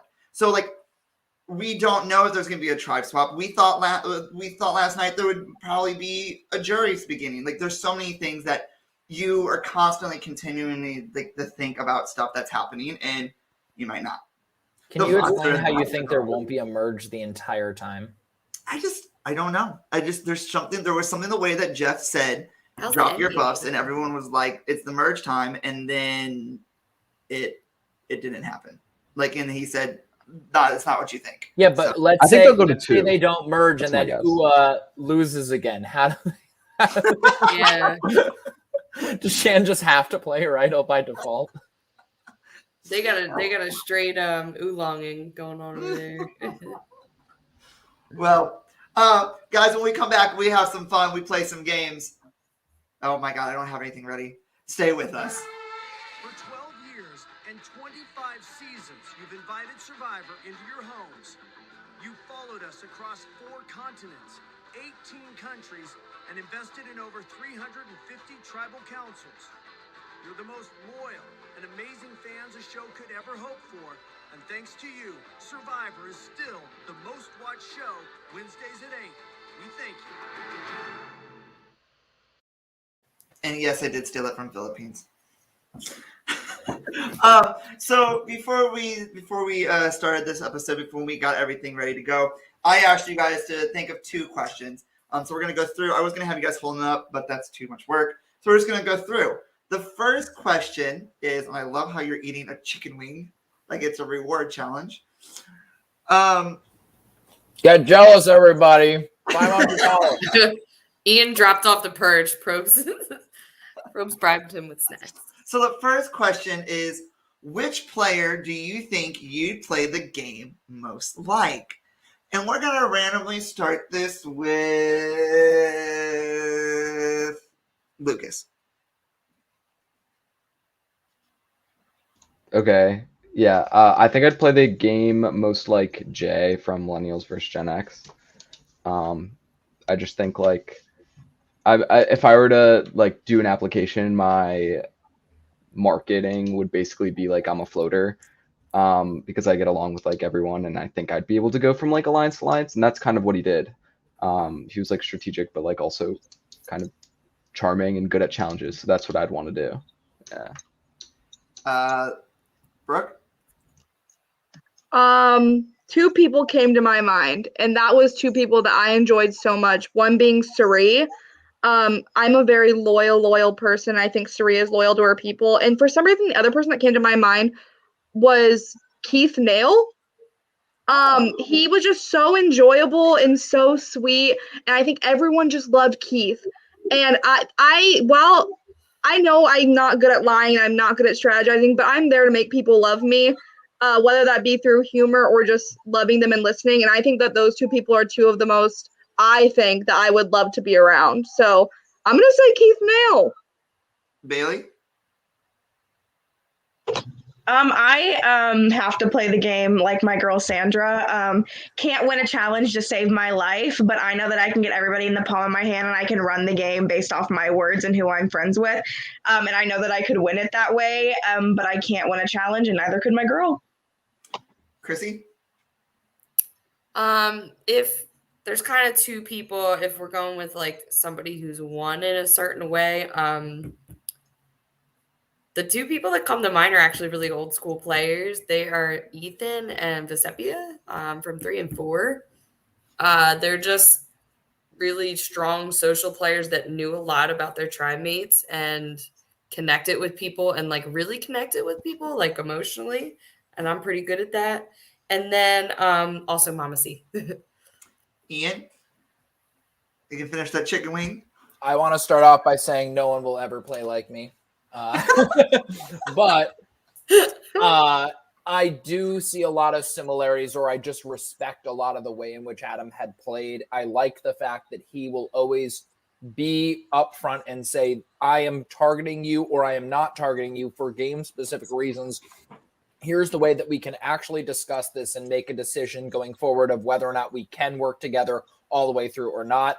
I don't really believe in the idea of the loyal game in the sense of this game continuously changes on a dime. And I hate the idea of people like praising their undying loyalty before they know for sure whether or not that is feasible all the way to the end of the game. And so I get very annoyed with that. And I would never vote for that person. And they have to change on that decision-making because they went so hardcore there. So I'd say probably Adam, but also I'm my own independent person and I stand by that. If I had to choose, and I have always thought I would be Gavin, but after hearing you guys' things, one of the people that I love and I would love to play more social is like Suri. Suri is one of those people. She's very social. She's really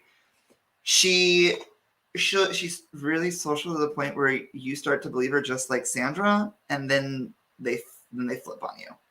And I'm a really social person, so I kind of want to be a little bit of both of them. So yeah. I thought, Ian, I think it was really funny when you said that no one plays like you, because in Malcolm Freeberg's question about what's your claim to fame, he said, I spent an entire month with Ave Maria on an island, and I have not been submitted to a sane asylum yet. So if you're going to play your own game, make sure that no one wants to go to We haven't discussed Malcolm enough here. That man is so funny. I love Malcolm. So my other question for you guys that we had. I didn't answer. What? I didn't answer. Oh my God, Jaxson, I'm so sorry. Not this. Wow. Bye. No, I would. One, he's my favorite winner. But I feel like I would honestly play like Todd. He again was very social to the point where people were just coming and just telling him shit. And like they were like revealing their advantages and revealing things that they had. He coordinated getting James out with 2 idols in his pocket, completely blindsided him. Even the small moves that he made, the social moves, small strategic moves, he explained every single step of his gameplay to the jury. And when he got there, it was hands down Todd's game. So I would play like Todd. I'm so sorry, Jaxson. I think that he is one of the best like ringers, like final tribal performances, like explaining his game, finessing some people, and then like just a really good balance of like his final tribal explaining, because there were 2 like tough competitors he was up against too. I'm so sorry, Jaxson. It's fine. Underrated, just like Todd. All right. Well, Well, you know what, Jackson, you'll be the first person to answer this. If you were to play a season of 18 castaways, which position do you think you'd finish? You know, I would love to say number 1, but I honestly think I would get out at like 5 or 6. I think we would get down to final 5 or 6, and everybody would think, oh shit, Jackson's still here. Nobody's targeted him yet. Nobody has even cast a vote against him. If he gets to the end, he's going to win. We have to get him out now. So I think that if I didn't win, I would get like 5th or 6th. Lucas. I honestly think I would win. I mean, I'd hope so, but like I'm just manifesting that. So, Brooke.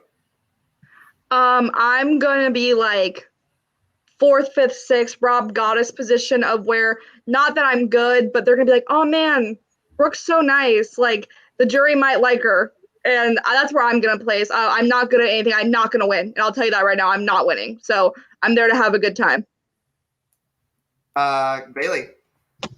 I too think that I'm going to win, but if you want me to be humble, I think that I would end up 3rd, probably 3rd, because people would start to realize that I've done too much in the game.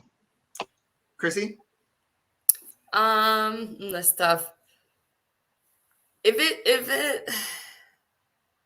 I'm probably gonna be the last person voted out that doesn't make it to the final tribal. If that's a final 2, I'm 3rd place. If that's a final 3, I'm either eliminated by 5. I'm one of the first people to leave in the finale.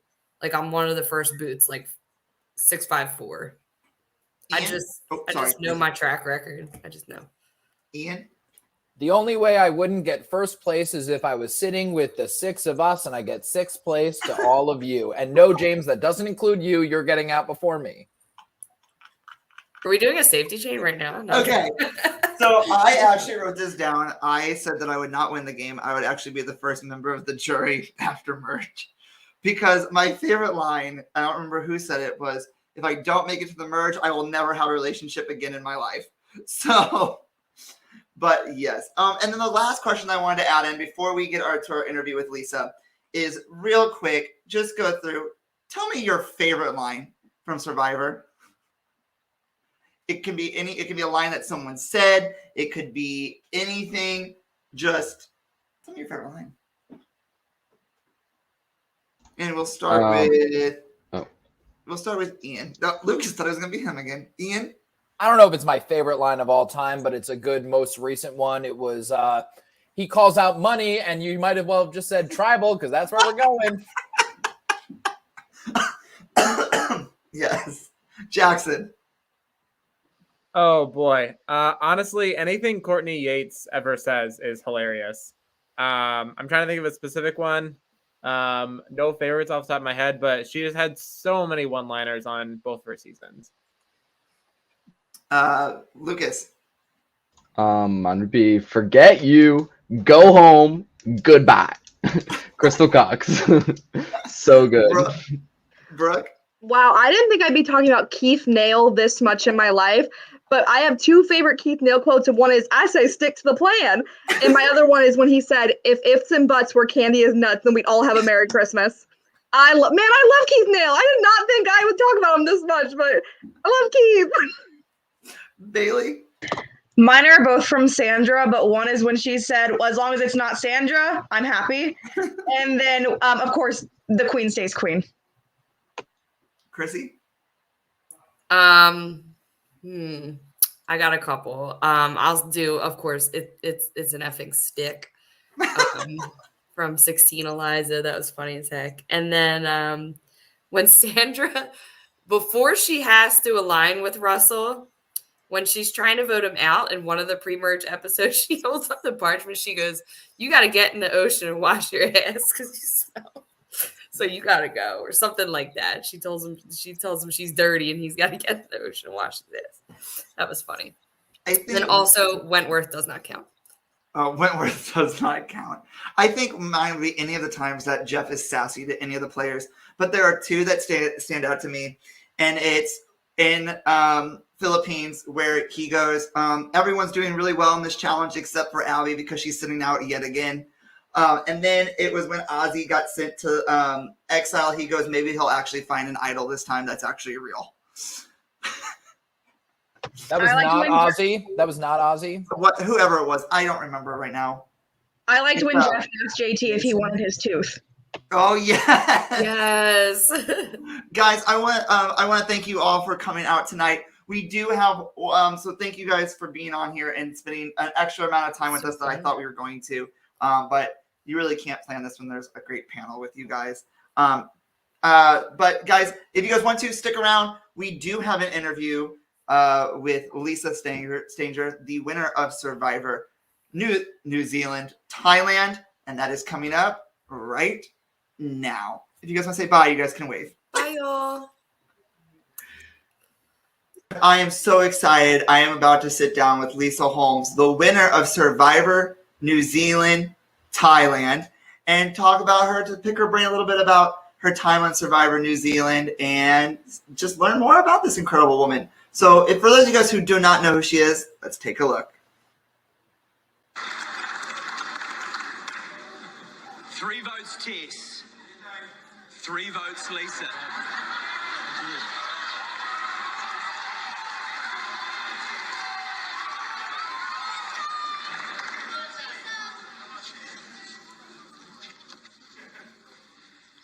The winner of Survivor Thailand and $250,000 is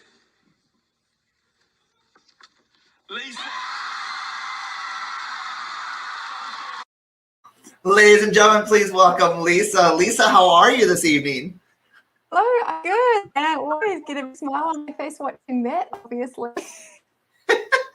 Oh, technology, look at that. It's working against us again. I am so excited that you're on. I'm so excited to be able to interview you because we've met each other before when we did Sequester and we did some Sequester things, but now it's time for me to actually get to talk to you as the Survivor winner and not as the Sequester player, and I am so excited. But I want to be up first and foremost that it's hard to find Survivor New Zealand, Thailand on any social media or anything like that. So I've only been able to see clips and stuff from like the vote outs. But just from your guys' season, it looked like there was a lot of blindsides after blindsides. So that is incredible and absolutely, I mean, that's whatever Survivor fan wants is a blindside to happen. But I just want tell us a little bit about yourself and how you got to be on Survivor New Zealand. Yeah, okay, so I'm a lifelong Survivor fan. Well, not lifelong, when it came out. I was like 21, I think, when Survivor came out. Watched every season of American Survivor. Watched like the original Australian Survivor. Watched the British Survivor, all that stuff. And then they did a New Zealand version. And I thought I just thought, I couldn't do it. Like, I'm not fit enough. I'm not like pretty enough. I'm not like smart enough, like all this stuff. And then I made this really good friend and he like gave me a lot of confidence in myself. And then I was like, And then when they did auditions for season 2, I applied and I got on. By that stage, I had a pretty good idea of what sort of like I presented myself like a story, to the story producers on the show. So I made a pretty good package for like putting me on. So yeah, it was good. So, but see, you already answered my very first question I was going to ask was, before you played Survivor New Zealand, did you watched American versions. Did you have any one from like any season or any like one from any of our seasons that you really kind of like stuck to and you're like, okay, they're gonna be my inspiration to go on? Or was it just... Yeah, I think when you watch, like, I'm not sure how many seasons had been on by the time I went on, but let's say like 35, 36. When you watch that much of something, you sort of like, and listen to so many podcasts. Like I don't now because, a busy life and also there's so many hours, but I used to listen to every bit of Survivor podcast content that like had put out. And so when you're watching all those seasons multiple times and you're listening to all that podcast and you're reading all these articles from like Jeff Pittman and like Dalton Ross and Gordon Holmes and stuff, it just all like conglomerates and you just build up your own ideas about it. But yeah, I mean, Rob C was obviously, big early inspiration for me. Yeah, I mean, and I've listened to some of his podcasts, and I mean, just seeing how he breaks those every episode down or every season down is just really cool because he played, and so it takes us inside of like this is what he would do and stuff like that. And I love how he brings on like the past people. But knowing that you had seen the American versions, was there anything different between the New Zealand version versus, besides the prize money, was there anything different between the New Zealand version and the USA one that you were not expecting, or are they the same? Like I said, I've never seen an episode, so I really can't differentiate the fact because I've seen Australian, so I know the Australian version. Very different, but the New Zealand version, it stuck out to me because I didn't know they had one until I met you. Yeah, it's pretty traditional Survivor. Mm-hmm. So the actual game is, the same. We had a thing called, what was it called? I can't remember what it was called. We had some island that every episode, one person from each tribe would go and they'd do a challenge. And if they won, they got an advantage, or maybe the tribe got an advantage or something like that. So that was different. Oh, that's cool. What the heck? God, I really think I should remember what that was called, but I don't. Well, I know you got to steal a vote. I know that for sure. That you got to steal a vote because you were able to use that. Yeah, that's where I got that from. And then, oh my gosh, everyone on the internet was like hassling me because it was a word scramble. So I unscrambled the word. I unscrambled the letters. And then the host said, like, what is it? And I said, you can steal a vote. And he's like, yes, that's your prize. You can steal a vote. And everyone on the internet was like, oh, you never should have said you could steal a vote. Like, you gave that away. That could have been secret. And I was just like tearing my hair out. Like, no, you don't. Like, they make you say that. I didn't have a choice. Like, I had to say it. He asked me, what does it say? Like, yeah, what does it say? Like, I wouldn't have won if I hadn't said what it said. But but the big difference is probably the budget. Yeah. So like the budget and the staff. So we had one person like managing all the players in pre-show lockdown or whatever. Mm-hmm. It's not like we each had a handler or we each had this. It was just one person, saying like, everyone be quiet. You're talking about a show that's been on for 2 seasons versus a show that's been on for 35 by the time you get. Because just imagine how small the crew was for Survivor Borneo when it first started to where it's become today. Now, so, I mean, I know there's challenges and stuff like. So one of the questions that I had was, what was the hardest challenge for you to do? Because I know there's in the American version that there is the bug eating or the culture eating, and then there's challenges that are physically tough for the contestants. Like, what was the hardest one for you to do if you had one? Oh, yeah. I've got a very, very easy one that was hard for me to do. I'm very afraid of heights. Oh. And I'm less now because of this, because I went on Survivor and I was like, oh, okay, this is a big problem. Like, I need to do something about it. I actually took up climbing so I could like get more comfortable at heights. But what happened was there was a challenge. They've done it on American Survivor. There's a really tall pole and there's like toe cutouts and you've just got to try and stay on the pole. Oh, yes. Yeah. And I was so terrified that I actually I delayed the start of the whole challenge because I just couldn't get on. I was just like crying. And then that's why pretty much as soon as it starts, I do the tactic of just like going right down to the bottom. I was just like petrified. Was this for individual immunity? Yeah. Okay. I was like, I can just, you're like, no. You know what? I feel like I'm fine. I'm not going to do this. Like, because I did feel like I was fine as well. Like, I think there was only one challenge I really wanted to win. That was the very last one. Like that challenge, I was like, oh, like if I win this, I'm definitely through the end. And if I don't win, I'm probably still am, but better be safe than sorry. But then all the rest, I was like, well, it's actually probably fine if I don't win this. Not like I could have anyway. I'm not very physical. Who was your number one, like that you that you wanted to get to the end with you? Well, or did it change? Because that does happen. Yeah, it's tricky when you play, and from playing things like Sequester, you have someone that you want to get to the end with, and you don't mind if they win, and it's it's all great. You got like a really good friend, and then you've got someone who you want to take to the end because you're pretty sure you'll win against them. Yeah, Exactly. so I had like a combination of those. It's one of those that you're like, no, if I lose you, I'm on the way. I'm not gonna be upset, but like, I need you here.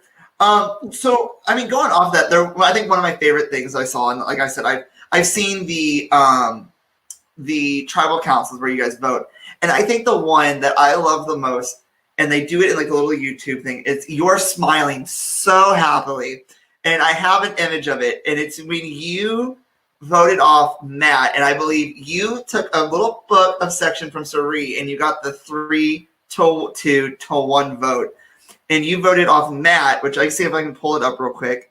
I have it somewhere, and he's like talking to you guys as you guys are walking away, and I can just see you in the back of your head. You're just like, I did that. I pulled that off. What was going through your mind when he was like saying goodbye to you guys and was like, thank you guys for doing this. Like, it's sad to see you go. What was going through your mind with that? Because I feel like it was you who really pulled that one off. Yeah, that was very hard to do, and I knew that if I did it, I'd probably win the whole game. But I felt awful. Like it was that Matt was like probably my best friend in the whole thing, and then to like just kick him out. Yeah, I guess I saw your confessional when you were talking. You were like, it's hard to see you go. But this was that time. I think you were smiling because you knew the jury knew that you did that, and I think that's why you were smiling a little. I don't know if they did know I did it honestly until he told them. But also just as he was hugging me on the way out, because so he hugged thing, and he's like, "Oh, it's okay, no worries, no worries." And then he hugged me and he said, "I trusted you." Oh. I was just like, oh no.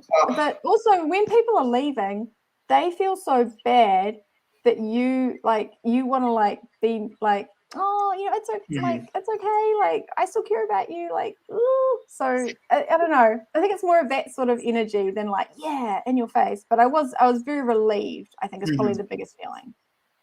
Just like, oh, thank God. So speaking of, we were talking just a few minutes ago about like, you didn't know that like the challenge where you couldn't get up onto the pole because you're afraid.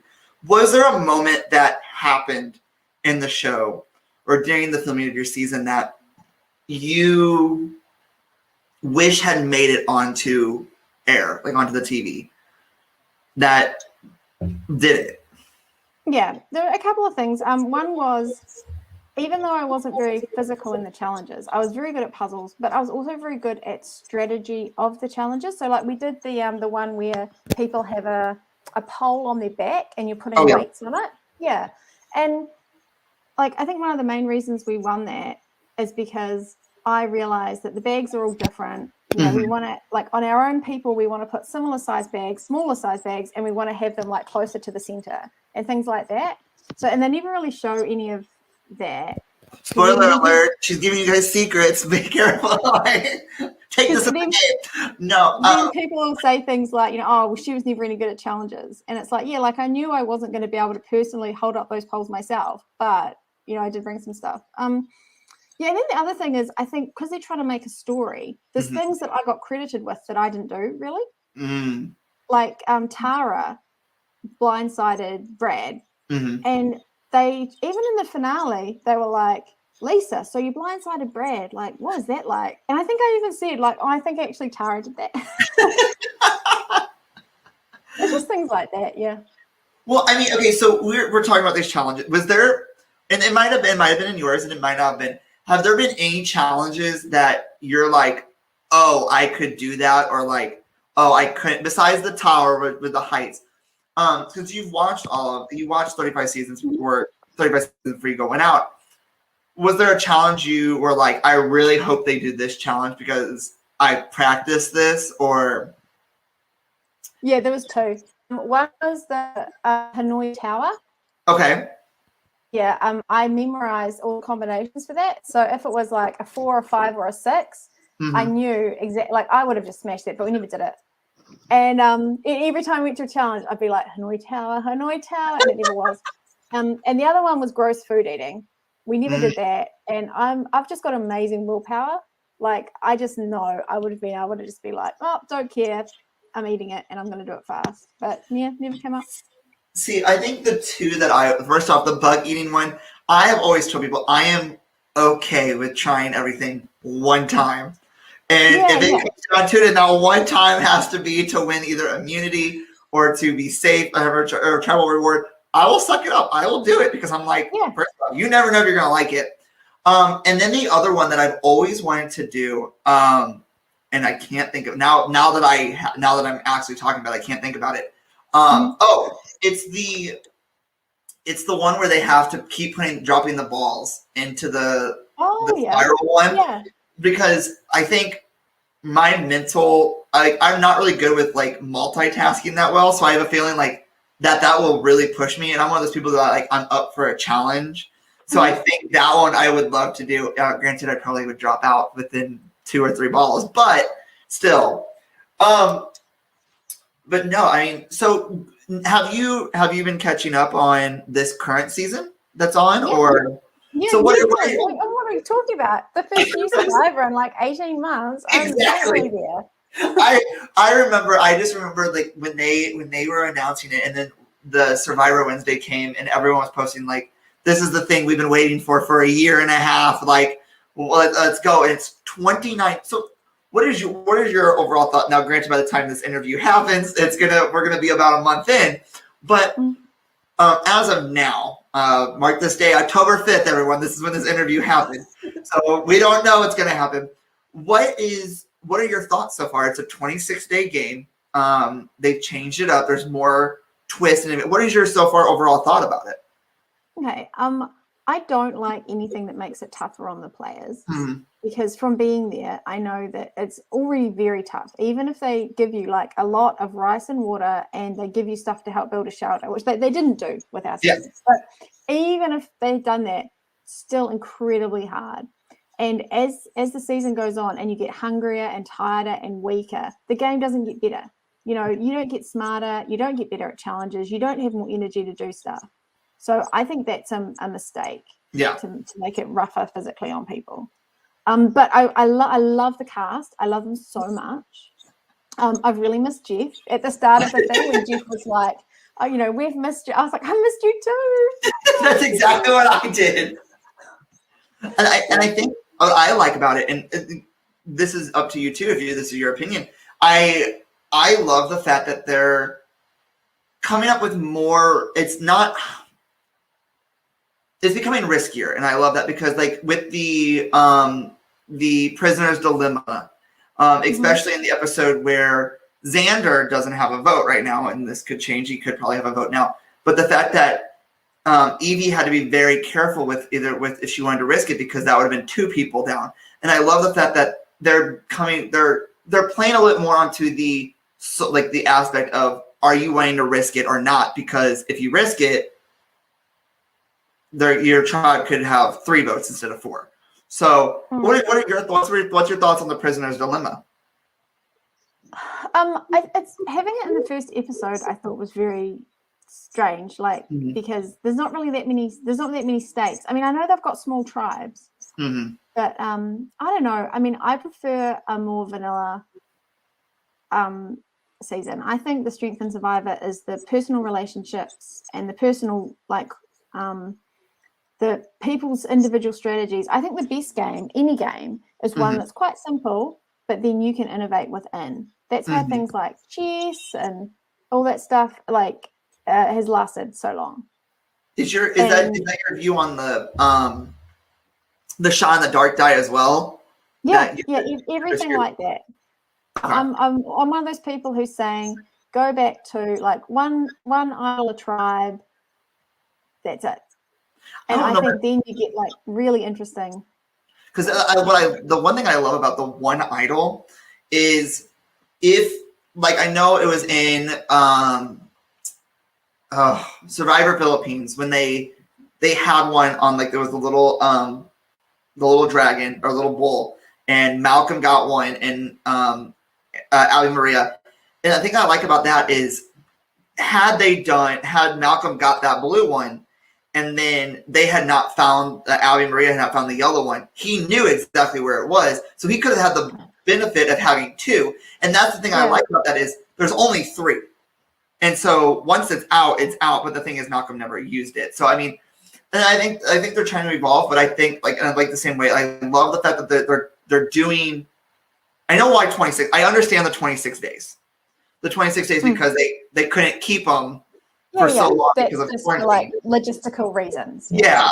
But which is interesting because now you're like, okay, but how are they going to get everybody eliminated in 26 days? Let's see how this happens.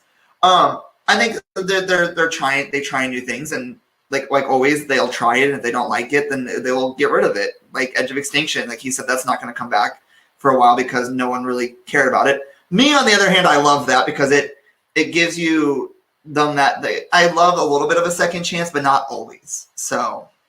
I think one time is, I don't like the fact that they did, they let them do it twice. I think you get one chance and then it's over, but. Yeah, I mean, I'm a purist. I think Survivor doesn't have many, really hard things about it. And one of them is the tribe has spoken. Like, you got to go. Like, you have been voted out. You've been outwitted or outplayed or outlasted. It's happened. It's over. So I'm hard on that. No, like if you get voted out, you are out. And Shannon Gates always says to me, like, but how could you? What if you played and you ended up? Are you saying like you wouldn't deserve to win? I'm like, no. Like if I ended up in that situation, I'd be telling everyone I deserve to win. But I still wouldn't think I probably deserve to win.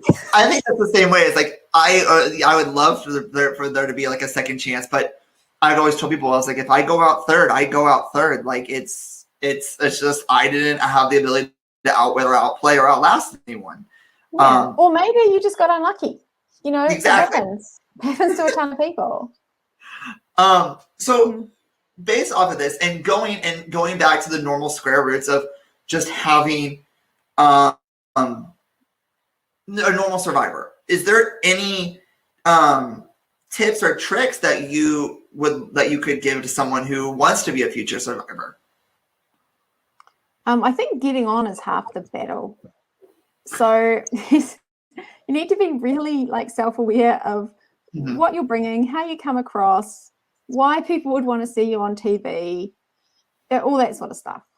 And that's something, I think a lot of people fail at the first hurdle. But if you do get on, then you just have to know a lot about yourself and work out what strategy will work for you.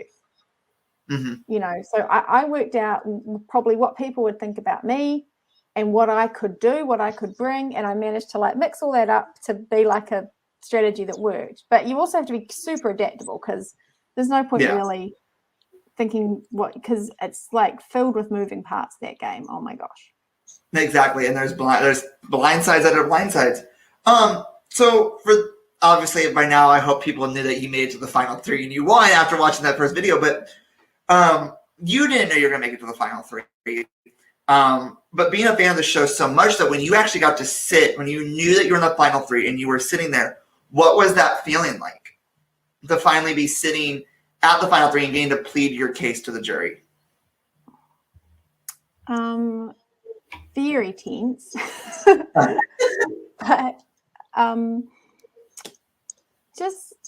it was like quite very satisfying. Like I knew that I'd gone as far. It's just like they say, I've gone as far as I can go under my own steam. Like I can't really do anything else now. I just have to try and say what I want to say and hope that it gets sort of picked up. In my season, like you haven't seen it and people haven't seen it. There was some sort of complicated out of game stuff going on that contributed to how things ended up as well. So it's not just like such a cut and dry story of, me just like plowing a swath through it was a bit complicated. And I think that I from me as a fan, I've never been on. I feel like there's stuff that we miss out on because they can't show everything. And so there's things that like get brought up and you're like, I never heard that. Like I never heard this statement throughout the entire show. Like why is that a thing now? But it ultimately came down to a 3-3 vote, 1 vote left. You get crowned the winner, and you're the second overall winner, and as of currently, the last winner of Survivor New Zealand. What was that feeling? You won. You set out, you did it. You actually won the show that you wanted to do. So how was that? Yeah, well, I just like try and imagine achieving your like life's biggest dream. You know? And not only that, you're doing it on stage where there's like, 1,000 people cheering while you do it. Like, it's pretty crazy. It was, yeah. If I ever, when you played that video at the start and I like smiled, it's like, yeah, it's a super happy memory for me. It's gonna be definitely one of the top moments of my life. When we were in the van, so we finished the season, and then me and the other 2 finalists are in the van with the producers and the host going to the airport. And during the season, the host had said something to me like, "Lisa, you're a super fan. What is this like the best moment of your life or something?" I can't remember. And I said, "Well, like, I'm going to be honest. It's in the top 20." And then the producer said to me, like, "So what was that about? Like, what are these other moments that are better than like, holding an immunity idol or whatever?" And I was like the birth of my son, like some other things that like like really making a change in someone's life, like making good connections with friends, a lot of things actually. But but when I actually won, there's not many things in my life that are better moments than that. Yeah. I mean, I have always pictured like being in the final 3 and then having to hold on to that and not being able to tell anybody like, yeah, I might get eliminated this episode, I might not, like, and then like, like, oh, I know who's about to get blindsided right here, and you can't say anything until after the episode aired, and you're like, yeah, I knew he was getting blindsided because this person told me this. Like, was that hard to keep that a secret for? I don't know how long it aired between production and airing, it was pretty fast. It was pretty fast. So I got back in March, and the finale aired in July. Okay.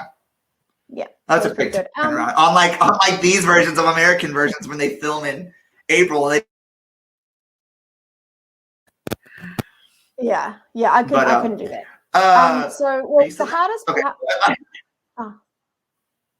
Go ahead. The hardest part was actually because you're not allowed to tell people you're going on the show.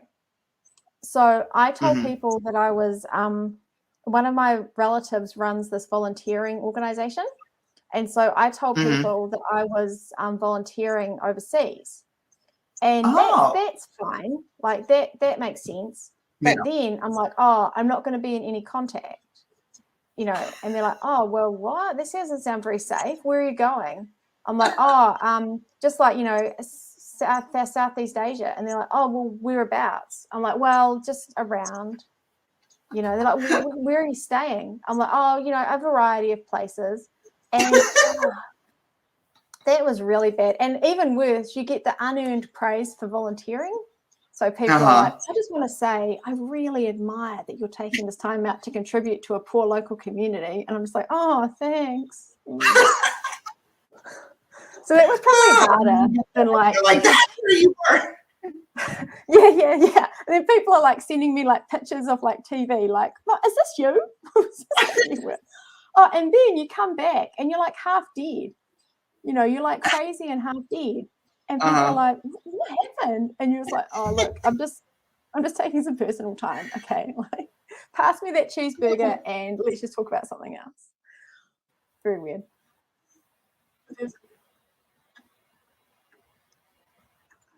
Oh, you froze. I don't know. Where are you? Oh, you're back. Okay. Oh my goodness. No, my internet.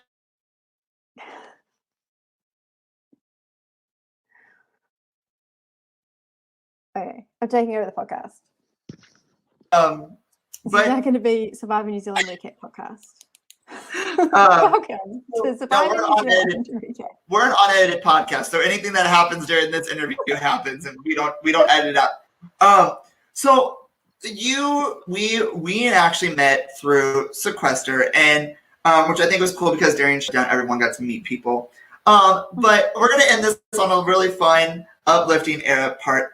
I hear that you have a hidden talent that you learned, and that's to make balloon animals. Is that true?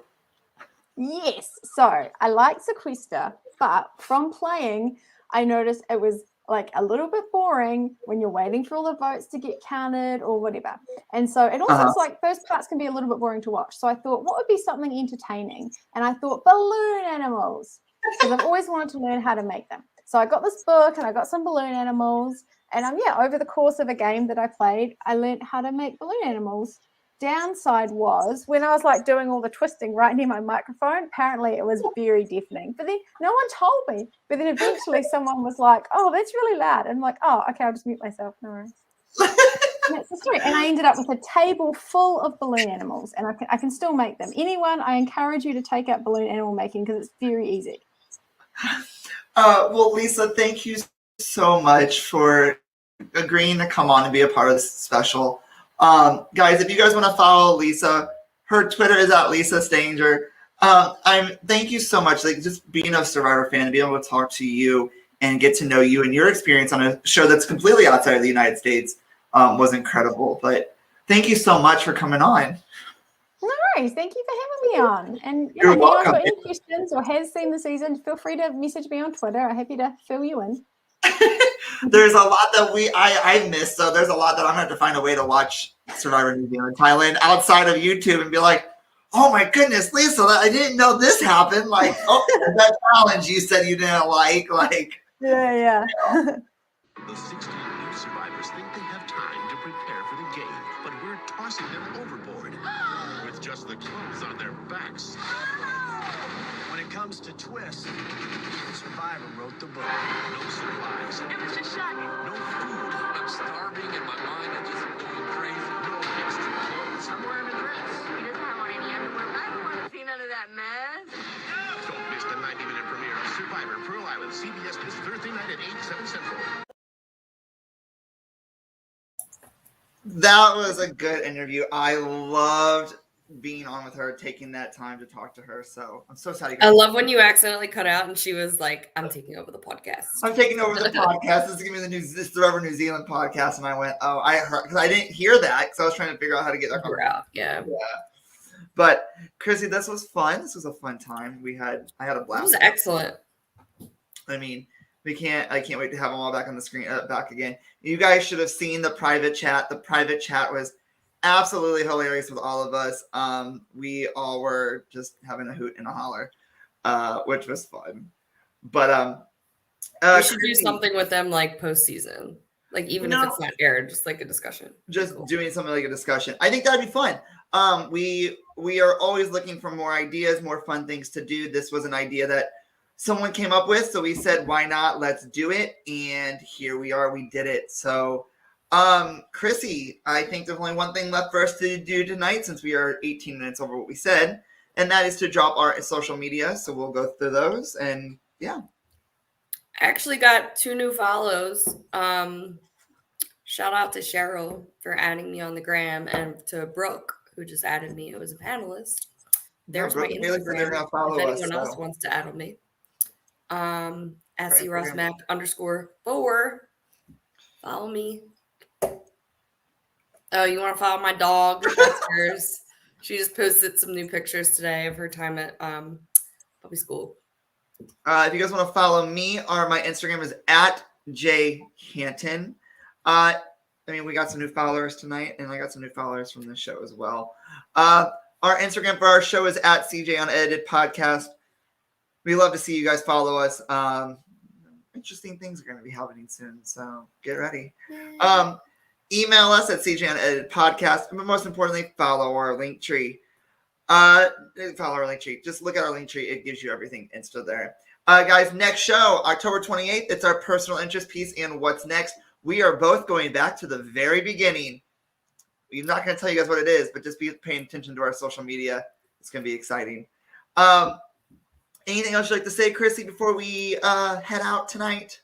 No, this was super fun.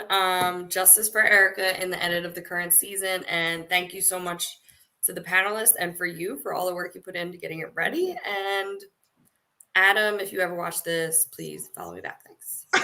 Yes, Adam. All 3 Adams. Adam, big Adam, baby. Oh my Adam, God, there's that Adam Klein. Just follow all of us. Thank you guys so much. It was a blast. Thank you guys for staying on for 19 extra minutes than we promised. When we have a panel, it's hard to not just keep talking about something we love. But until next time, stay safe, stay healthy, stay happy, and remember to live your life 100% unedited. Good night.